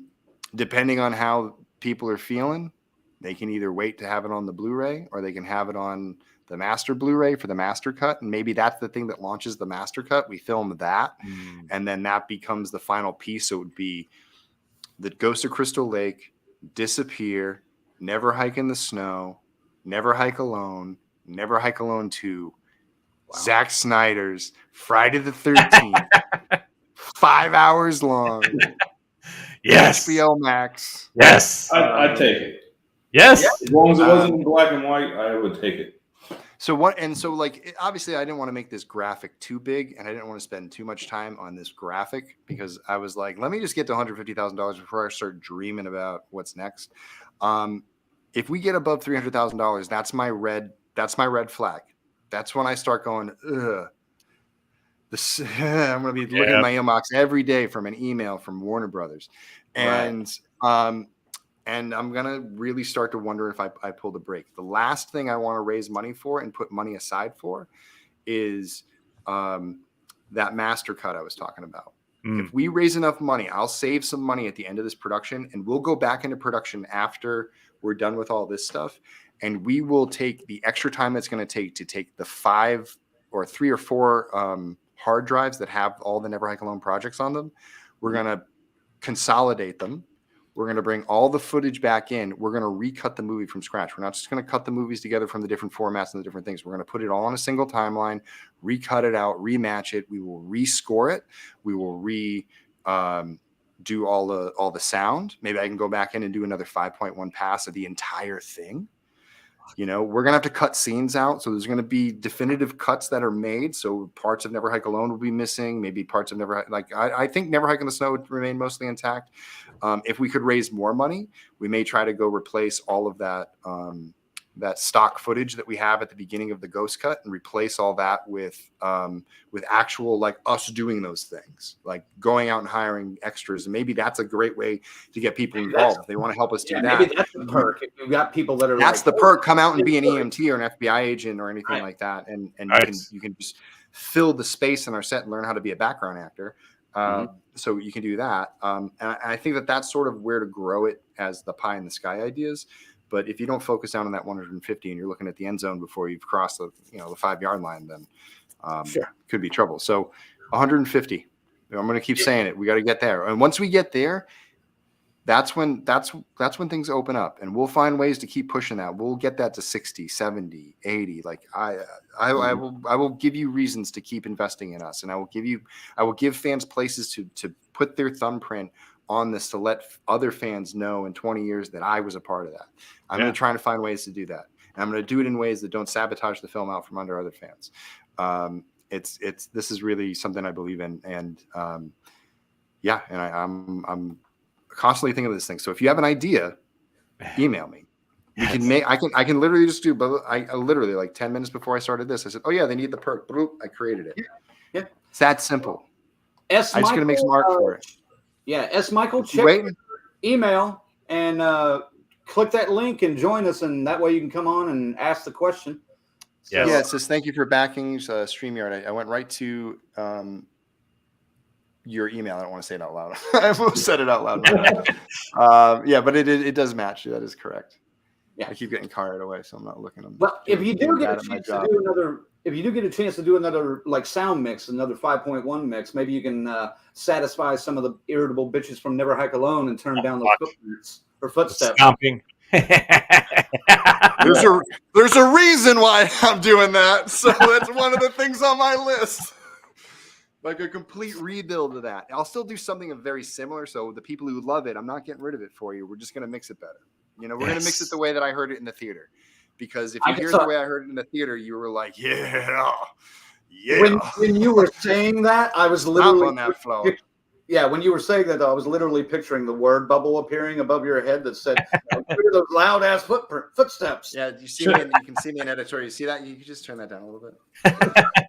We put a few DVDs turn them up. Yeah, and me go back in time and slap myself in the face like, yeah, crank it. Crank those things. I want to hear him. I want to hear him in Japan. I think Godzilla's coming. And I'm not trying to rub on the guy who did the sound on the first film. He actually did a really good job.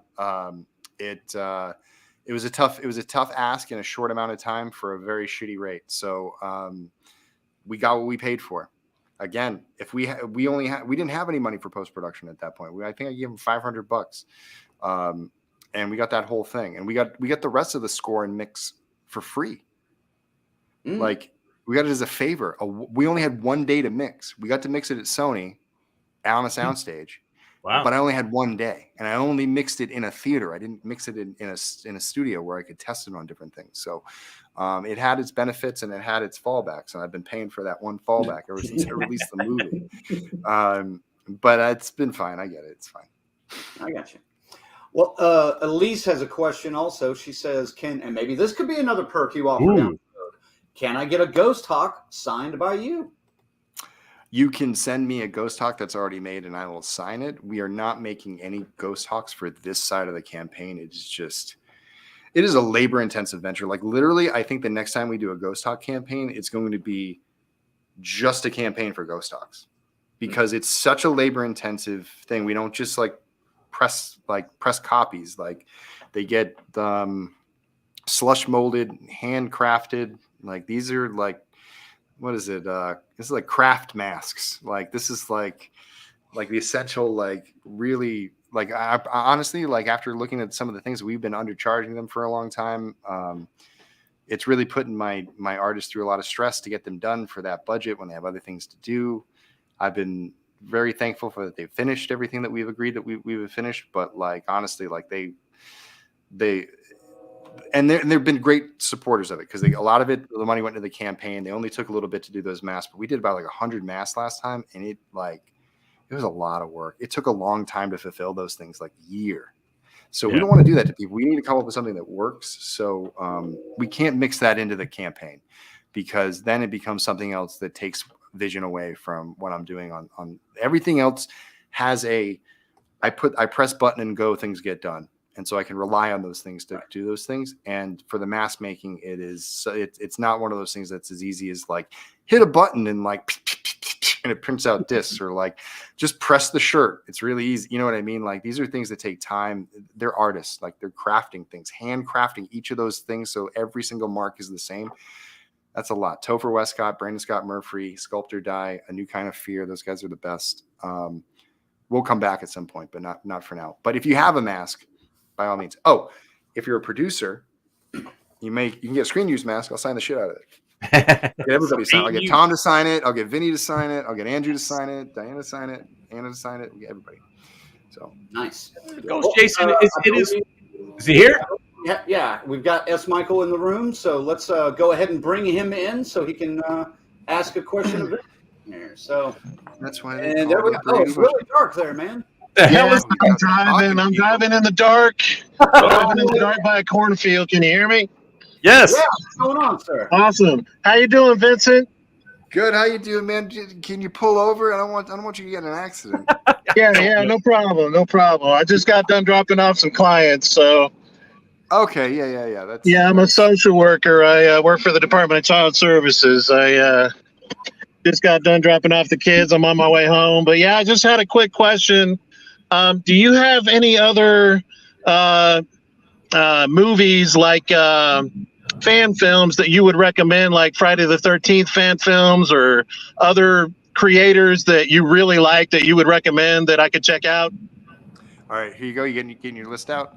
We'll go back and watch this. So obviously, Jason Rising. I worked with those guys. Fully support them. His name was Jason. Is a pretty cool one to check out. David Brown and Jason, who worked on that. Jason West, who worked on that. I worked with Jason West on 13 Fanboy.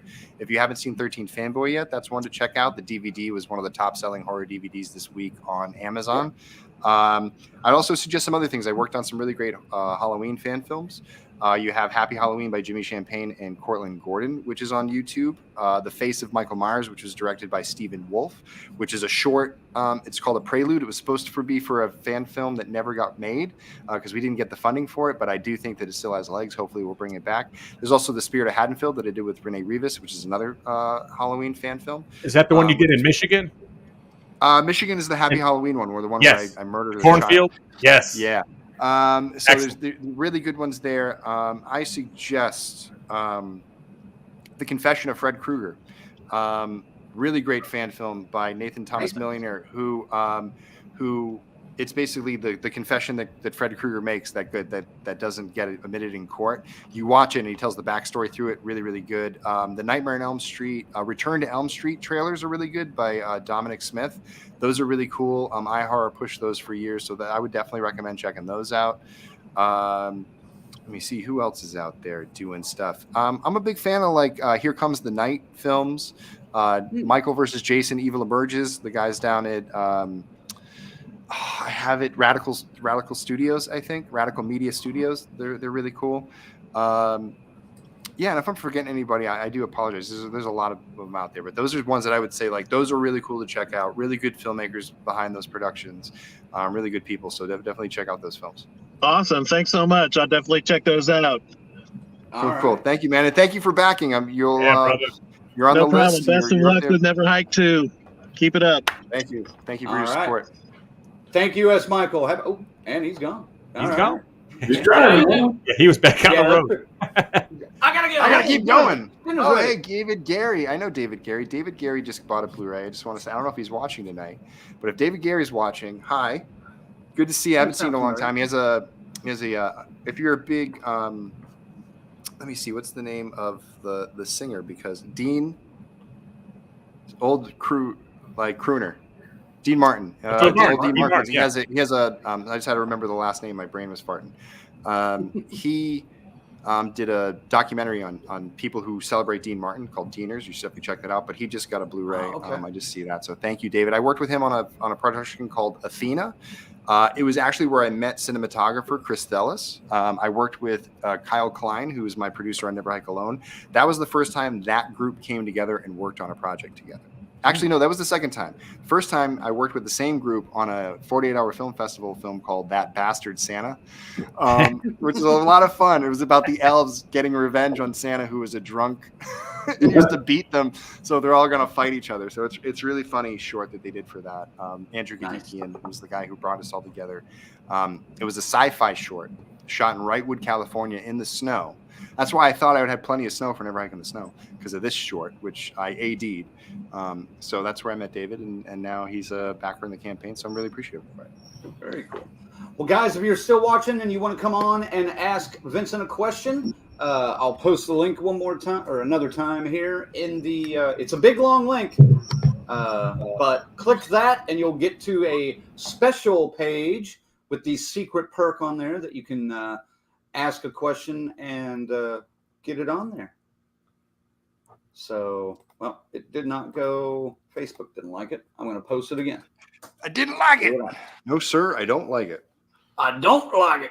But yeah, it click went. those links and all right, there it goes. Click those links and get on there. And if we see you on here before we get off the air, we will have you come on the show and ask a question. Instant access. Instant access, just like I swear, I'm watching now.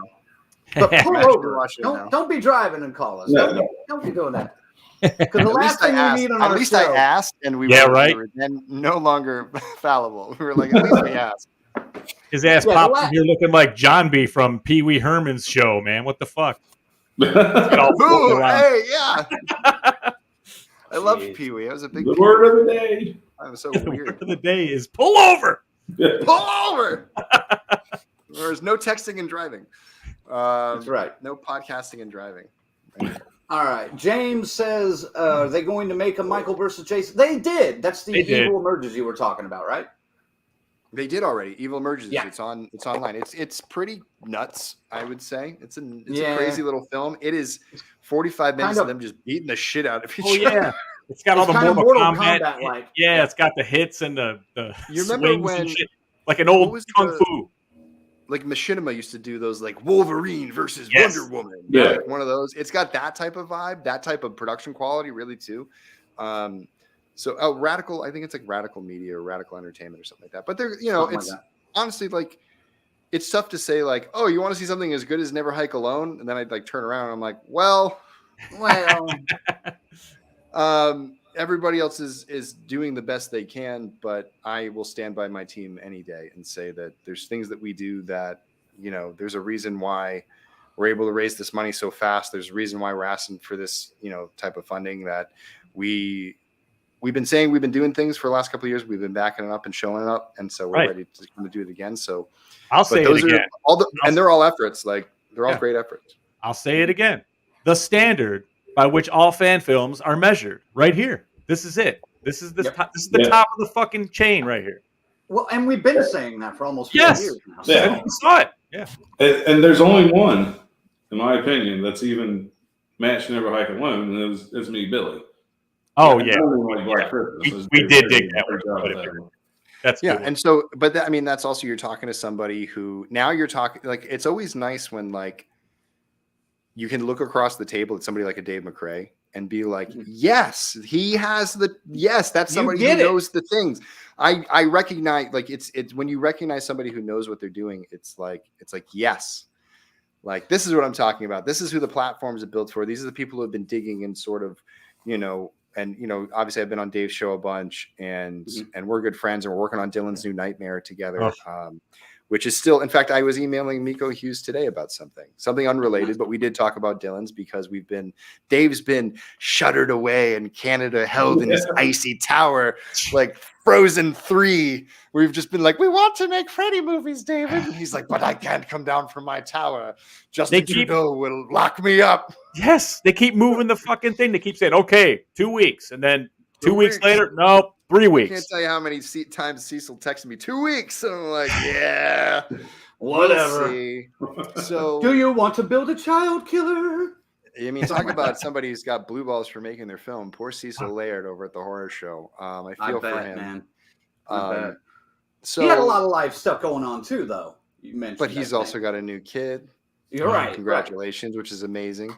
And yeah, but I mean, at the end of the day, it's all about patience, and we're all committed to the project. And I think that's just about, if anyone ever got nervous, we're always an email away. I think everybody understands to a certain degree, and it's not just for David; it's also for the rest of us, because we need to figure out when can David travel. Then that determines when we can go buy the appliances that need to be applied to Dave to play Freddy, because it's not like we can make appliances and just put them on a rack somewhere. Right. That stuff dries up. It takes care. So like you have to have like, okay, this month we're building things. And there's things that up set. Then we shoot and it goes. Like, it has to be a fell swoop, and we can't do that playing the game of like, oh, Dave's got to go back to Canada. We have to stop. Now we just spent the entire budget to like go out and do this. There is no like going back to the well and being like, let's go back to the studio and ask for an overage. Like, we'd have to come back to the fans, and the fans got to say, we've been waiting for 4 years already. What the F? Go fuck yourself. Yeah, so we understand, and like you're just going to be self-conscious of it, and not self-conscious, but you're going to be self-aware. And but yeah, I mean, I'm still like jazzed to work on that project, and I think that it's going to be rad once we get there. So we'll see we'll see how it goes. I think that's something the world by the needs way- to see. Is by the way, Dave McRae as Freddy? That's going to be something we all want. Go ahead. Sorry, man. Oh, Dave By the McRae, way, Fred. You Yeah, just go ahead. went over 36,000. It looks like. So Bam, bam, bam. Oh, 36, yeah. 146. I'm going to make a TikTok. I'm going to go dance on TikTok like the kids. I think. 30, wow, holy shit. That's Is it a the jump. Big Bank Challenge? Is that what's the big thing now on TikTok? Who's The Big swinging? Bank Challenge? Somebody's swinging. Christopher Faye's a camper pack and a Never Hike Alone Legacy Blu-ray edition on top of that. So he got an old Never Hike Alone Blu-ray and a Never Hike Alone 2 Blu-ray with the camper pack, with the shirt, with the two pins in that camper pack. You can pick from a Ghost Jason, a Never Hike Alone, and the cool mask in the forest. Nice. Let me tell you something. Yeah, that's going to be sweet stuff for you. Everyone's going to be saying, look at this person with their drip. That's our And their Blu-ray, the drip, the absolute drip. We want to put our fans in. We want them to come out of the water like Jason just walked out of the water, just bam. When people they walk into the horror con, they're like, yeah, these people know how to support good movies. That's right. That's right. I'm not going to see anybody wearing a Texas Chainsaw Massacre 2022 shirt at these cons. I want to see people in their own shirts. If you do, they're going to be like 13 years old. No, I don't know if you guys saw. I was on with some guys to talk about I had a lot of fun with that movie in a fun way. Obviously you could roast it in 1,000 different ways, but ultimately, it was like I don't know. It was. I wish it wasn't hate everybody so they die. Yay, celebrate the hate kills. Like if they would have turned that into they could have made this actually something like not that. Yeah. This would have been really great because a lot of things really work. But why does it all of a sudden hit brick walls? But that's a conversation for another time. Oh, yes. Was there another question? What was? I do want to ask you a little bit about that here in a minute. But yeah, I want to hit a couple of these comments real quick because Kevin agrees with Ziggy and all of us, really, I think. As far as I'm concerned, Never Hike Alone and It's Me, Billy are the gold standards of fan films right now. And, Black Christmas is a little bit more obscure compared to Friday the 13th as far as someone coming and revisiting that, too. But, for what he did with that, amazing. And really gave it another level, Right. You still had a legacy with that movie that you had to pay attention to. And oh, yes. To. So, I had a question, or I'm glad that S. Michael brought up other fan films, other Friday fan films, because May is a Friday the 13th, if I'm not mistaken. Yes. And we had talked about doing like a long, 3 or 4 hour fan film watch along on Friday the 13th and just doing it live, having them air next to us and just watch them with the fans. And I'm glad you mentioned a few that you like, but I also want to find some of the really shitty ones too and pepper those in there. There's some fun ones out there. Yeah, we may try to schedule a little time with you to come in and be like that might work. It depends. I mean, it just depends on if we're shooting or not. So if I'm not shooting, totally, absolutely. Now about Texas Chainsaw Massacre, I watched your stream you did yesterday with Haunted Hippie. Yes. Oh yeah, Kylie. Yeah. I heard you mention that Texas Chainsaw 2022 borrowed a couple of. You had to change your script for Never Hike Alone too a little bit because of some borrowed kills. Can you go any further into that?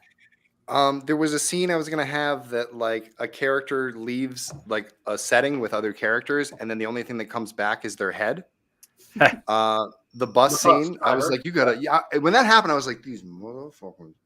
Because what they got me on before, which is actually a big kill, is that the cop goes to get Leatherface and he snaps his arm and stabs him with the bones in his forearm. And that was one of the things I had designed for Never Hike Alone 2. I was gonna Jason was gonna grab someone's arm, snap it, and then stick it in their eye socket, so their hand was sticking out of their face like that. Nice. That's going. That sort of been great. So, hey, I don't like to retread too hard on things. I don't know. It just broke my heart. I got to do something new. So I changed both those kills, and they're much cooler.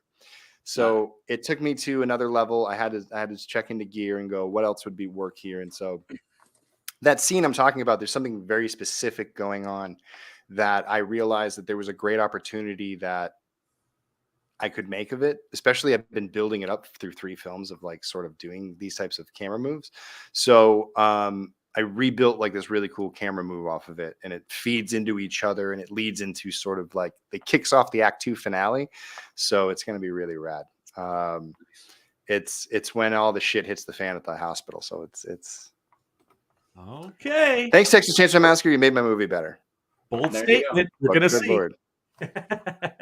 Don't forget, see. guys, if you go to the Indiegogo campaign right now, and you got a few minutes left, not too much, because I don't know how long we're going to keep Vincent tonight. I know we're going to lose Colonel pretty soon because he has to be awake in like 4 hours to go to work. But that's a whole different story. But go and get a camper pack right now, and it's $113. You get a thank you credit in the movie, the digital rewards, the Blu-ray, 2 pins, a poster, a shirt, and then you know what? The DCS is going to throw in another shirt for you. We'll get a hold of you, and you can choose one off of our store, and we will take care of production and shipping and get it right to you. So get out there and support. And this is not something that we've worked out with Vincent. This is completely out of our pocket. This is just, we're wanting to encourage you guys to go out and support this film because fucking A, man, I want to see this movie. We need this. We need it.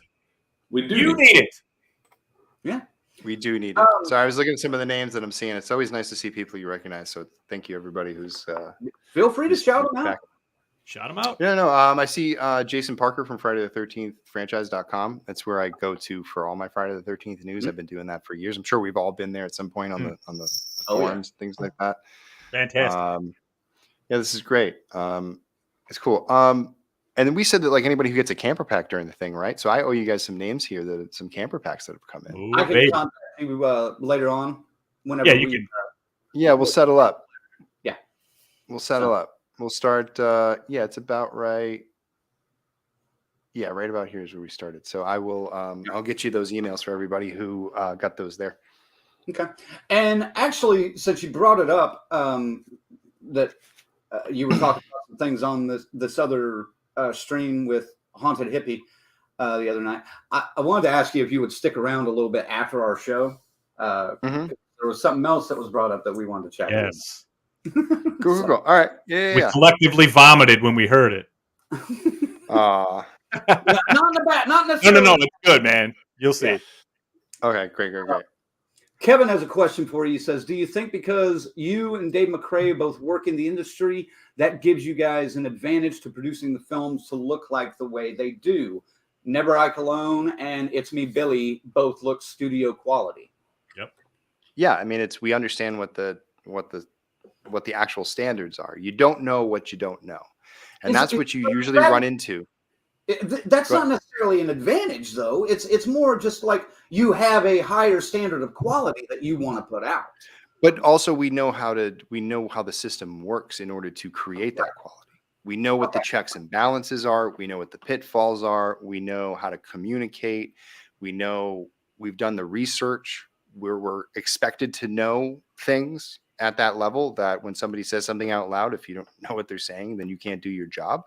I think people sort of can get into this game and take that for granted and not realize that like it's not just point and pick like expensive cameras at things that are happening in front of it and playing dress up and doing all this stuff. Like there's actually like an art form to it, and it can be fun. I implore people to have fun, get in front of a camera, get your cell phone up and do that stuff and go have fun, go make movies, go build costumes, go do that stuff. But there's, I was talking to people who email me all the time. They ask me for advice on it. I say, don't get involved in this until you're ready to become a part-time salesman, a filmmaker, a small business owner. And when I'm talking about filmmaker, there are dozens of departments that you have to be responsible for. And so David and myself have experiencing working with all those departments. We understand what each department brings to the set, what they provide. And a lot of those times, those things can get overlooked because, like I said before, people don't know what they don't know.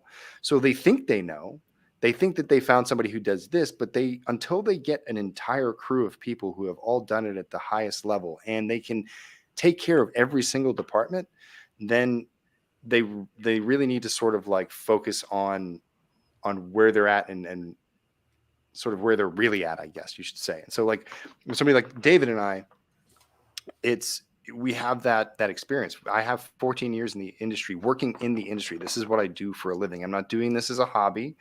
I'm not doing this as a videographer. I don't film wedding videos. I don't do commercials. Like, I tell narrative stories. Telling commercials, I've worked in commercials. I've worked in post-production. I've worked in animation. I've worked in development. I've worked in post-production. I've worked in production. I've worked every single thing. Like, to have that wealth of experience, to have wisdom, that's the best thing to have on set. More than an expensive camera, more than all the tools and trades. If you can figure out what to do with the tools around you, then you can do anything with anything. Obviously, having the money to do big things makes things more fun. But so it's definitely all that stuff. And Dave has that experience. And so that's why I would expect him to be able to reach those goals. And I think sometimes when people say like they're going to reach those goals because they have all the tools and the toys, it's like, if you have all the tools and the toys, that's one thing. You got to have the brain. Yeah. You got to have the brain to figure it out and understand sort of like where you're at on the, like, I mean, obviously there are savants out there that just can like write a script. And it's amazing. And they can win. They go to NYU, and those people go to NYU and they enter, the blacklist competitions, and they win thousands of dollars to get their films, and they get agents, and they move on, and they write big things. Like, that's what happens with those people. Like the rest of us we need to take our time and learn.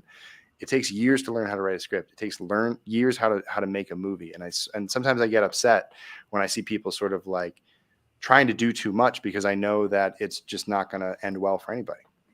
Right. I mean, maybe people have fun doing it, and there's that side of it too. But when you have aspirations like Dave and I do to work in this industry professionally, we sort of have a different set standard bar of where we draw the line of what's acceptable and what's not acceptable on our screens. And like, I can't say that we always go over the bar, but the level of consistency is there, and we're over the bar most of the time. And when we do screw up, we notice it probably more than anyone else, and then we strive to get 10 times over it the next time we go over it. We are always our own worst critics, right? Yes. Definitely. Well, Ernesto wants to know, once Never Hike Alone 2 is complete, what's next? Maybe an NES Jason fan film? Oh my God, I would love to. It's all those things I would love to do. Like, if I had if there were 750 days in a year, I would do every single project. Next up is Ghost Chicken, an animated short that I wrote and directed and cut. My friend JD Leslie storyboarded it with Monique Arroyo and Jay Klaus. They didn't animate it. They storyboarded the entire thing. I cut that together. We're going to put that together with a company called Mako Animation. Hopefully we're going to crowdfund for that at the end of the year. That's going to be a $50,000 crowdfund. Original production. No Jason stuff. This is an original story about a vegan restaurant that's haunted by the ghost of a chicken and the one girl who's determined to figure out why. It's a lot of fun. It pokes fun at veganism. It pokes fun of everybody. It's a nice, like you saw, I'm a big South Park person, so you're going to get that type of humor in this. The other thing I'm working on is a ghost short called EMF that I'm working in collaboration with actually the guy who made the first Vengeance, Jeremy Brown. Him and I collaborated on stuff in the past. We collaborated on a film called Imagine. And we've sort of like worked on our relationship over the years. And he sent me the script that I took and I want to develop into a short film that we want to shoot at the end of the year. Been writing some feature films that I'm going to start putting on the festival circuit and the convention circuit and the script competitions, and hopefully get a bite and try to come up with some stuff that we can produce for a very low level. So there's definitely some stuff coming up. But as far as like Never Hike Alone, the NES version or Friday the 13th NES version, I mean, I'll help put people together. I can always produce. I can always do the Jason Rising stuff. Ernesto, write him a script and let's see what happens. Let's see what happens. You tell me what this. I mean, you'd have to base it off the game, so that'd be a lot of fun. But there is one out there. I know there is one out there, but I think that we could bring a little bit more production value to it. Yeah, it's That one was more like fun. They, that was a Yeah, couple they had a lot of cases fun. beer, a pack of hot dogs, and a campfire, and hey, let's do this. Yeah, like that's back in the day when like fan films you could do that, and then like honestly, Never Hike Alone was that asshole that came along. Like everyone's like having a fun time camping, and like they all get their tents, and then here comes the asshole on the motorhome. Yep. yeah. The You grumpy ruined bird. it They're like, for everybody, you're man. ruining it for everybody. It used to Oh, be so fuck that. easy. No. We did. I'm sorry. Such a welcome breath of fresh air to Friday the 13th when that showed up. I mean, Exactly. man, Oh, yeah, 'Cause, big time. you know, I just like to give myself shit.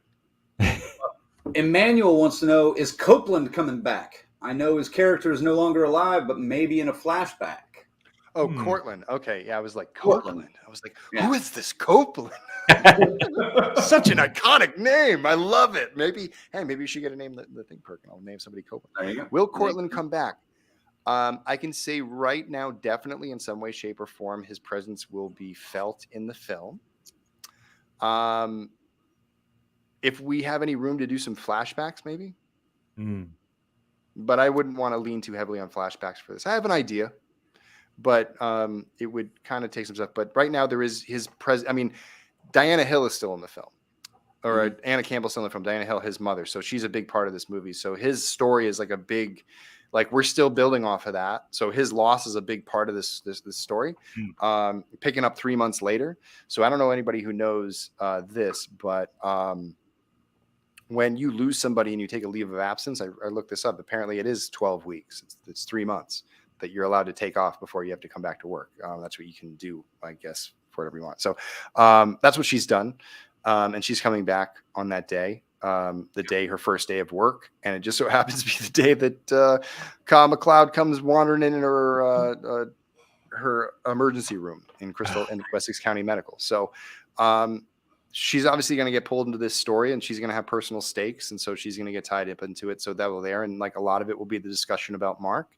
We'll see him probably in photos and missing persons things. And there's some other spots where he pops up as far as like Rick's doing research and things like that. So we'll see his face.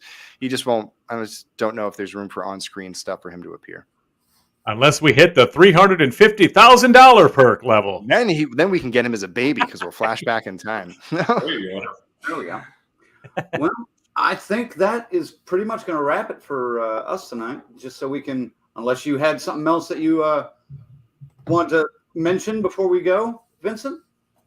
No, I mean, other than just back the campaign, everybody. The link is there. If you've backed the campaign, thank you. I'll send you the camper packs that have come up since Order 603. I will start sending those over to everybody. So I'll send those over to Jared so he can email you for the shirts. And please, once you've backed it, please share it. Let people know that you backed it. Let people know that you believe in this campaign. You believe in this, like that. Like tell them that like it's a fan film, but if they want the sequel to Friday the 13th that they've been waiting for, and they don't want the studios to muck it up, like they keep saying like fans should make it. Well, now a fan's making it. Now is the time. Friday the 13th fans. There's millions of you out there. Find a way to find those people in your community. Are you in a Friday the 13th franchise group? Are you in a horror talking group where you talk with your friends, 10, 20 people? You know how much damage you can do in a group like that to say, hey, I believe in it. And there are people that believe in you. They'll believe in this as well. So please do everything you can. Thank you for everybody who has donated throughout the campaign. Thanks S. Michael for coming on and asking his question. I hope you make it home safely. No texting and driving. Long live John B. Long live. Yeah. And so I guess, that would basically do it for me, guys. All right. Well, and it looks like it just went up another couple $100. Colonel, do you have one last question for Vincent? Yes. How unfortunately I got to step away from Never Hike Alone. Man, this isn't really a question, it's more of a statement. You lucky dirty dog and 13 fanboy. I'm just gonna say it one more time. You lucky dirty dog. I found out I was getting that role the day I landed. Really? Nice. I was told I was doing stunts and that I was going to play a producer in the film. And so I had my cameos. And then I found out on the day that that's why I was like, guys, don't talk to me until after you see the film. Yes. Right. I mean, that's the last time we talked. So it was basically Deb informed me that every sort of other thing that she had in mind sort of was falling through. And then she thought about me in the role and was like, I think it'd be perfect. She had to keep it completely secret the entire time. And so I landed and then had to start learning lines. And I was just like, wow. But like I knew sort of some of it because I was already learning the lines because I thought I was going to be like screaming it. You know what I mean? Like they were going to put me in the costume and then the head comes off at the end. It's somebody who's like 5'2". Like the new Scream. I'm like, what is going on? Like, how is no? Anyway. So yeah, so that was like a friggin' wild dream. And then I get partnered with Judy and Tracy, and I got to do all these great scenes with everybody and fight Kane and fight CJ and all that stuff. So yeah, 13th Fanboy on Amazon.com right now. Go get it. Go watch some Friday the 13th people get beat up by the ultimate fanboy. Great. Murdering them all. Love it. That's right. That was fun too, that one. Yeah, that was good. It was a fun time. Don't forget, guys, go to the link is back in the comments again right there. Go to Indiegogo.com, search out Never Hike Alone 2, and help support this film. Ziggy, you got one last question for Vincent before we let him go and shut down the show? Yeah, I think I got everything out I wanted to get out. Folks, man, this is it. It's finally here. You wanted to see it. Now is your chance. You want to get involved. You want to fucking keep horror alive and well. Give it the fucking wave it needs. This is how we fucking do it.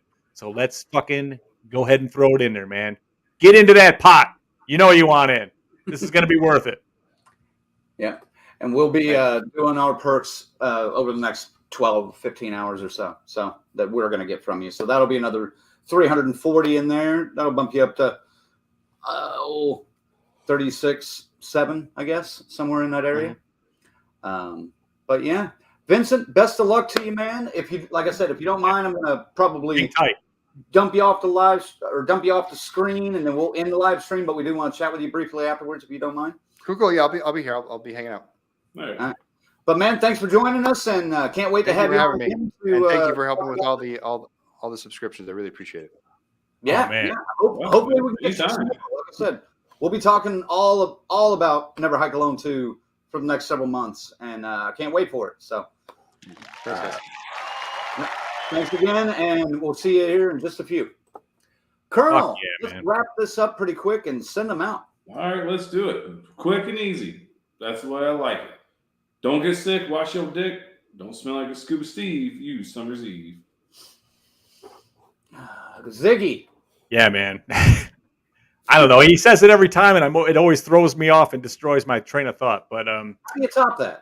Just again, man, this is something you don't get a chance to do this every once in a while. I mean, this is a big one. This is a good one, man. If you really want to make a difference in this, and you got to get this movie out, this is the key to getting us the Fridays we want, man. This guy has got it. His vision, fucking, you've seen the other ones. You got to see how this shit works out, man.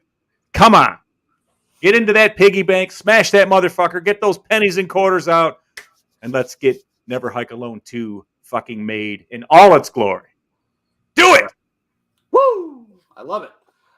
One last time, I want to thank our final girls and guys, Corey, Chris, Lorena, Christy, S. Michael, Patricia, Tanya, and Tyrone. Thanks to a few of you for helping back Never Hike Alone 2 during the broadcast. We will be getting you some extra stuff here shortly. Also, our Crazy Ralphs, thanks to them, Angelo and Raymond, and our camp counselors, Stacy, Lynn, Orlando, Kiara, and Dave. Next week, we are going to check out the new movie from Ty West, X. That's right. I'm so excited for this because I like this director. He's different. And we're going to be doing a full review on it next Monday. So you guys ready for that? I'm ready. Boy. I'm just saying, I hope it's not too graphic because, like Paul Rubens, I may end up in jail. I'm probably going to need some bail. Okay, well, make sure you take your trench coat with you at least. I will. All right. For the Colonel, for Zigzag, this is Red Crank saying DCS out. Thank you for tuning in. We'll catch you next week with our X review, and woo! See you next week. Thanks.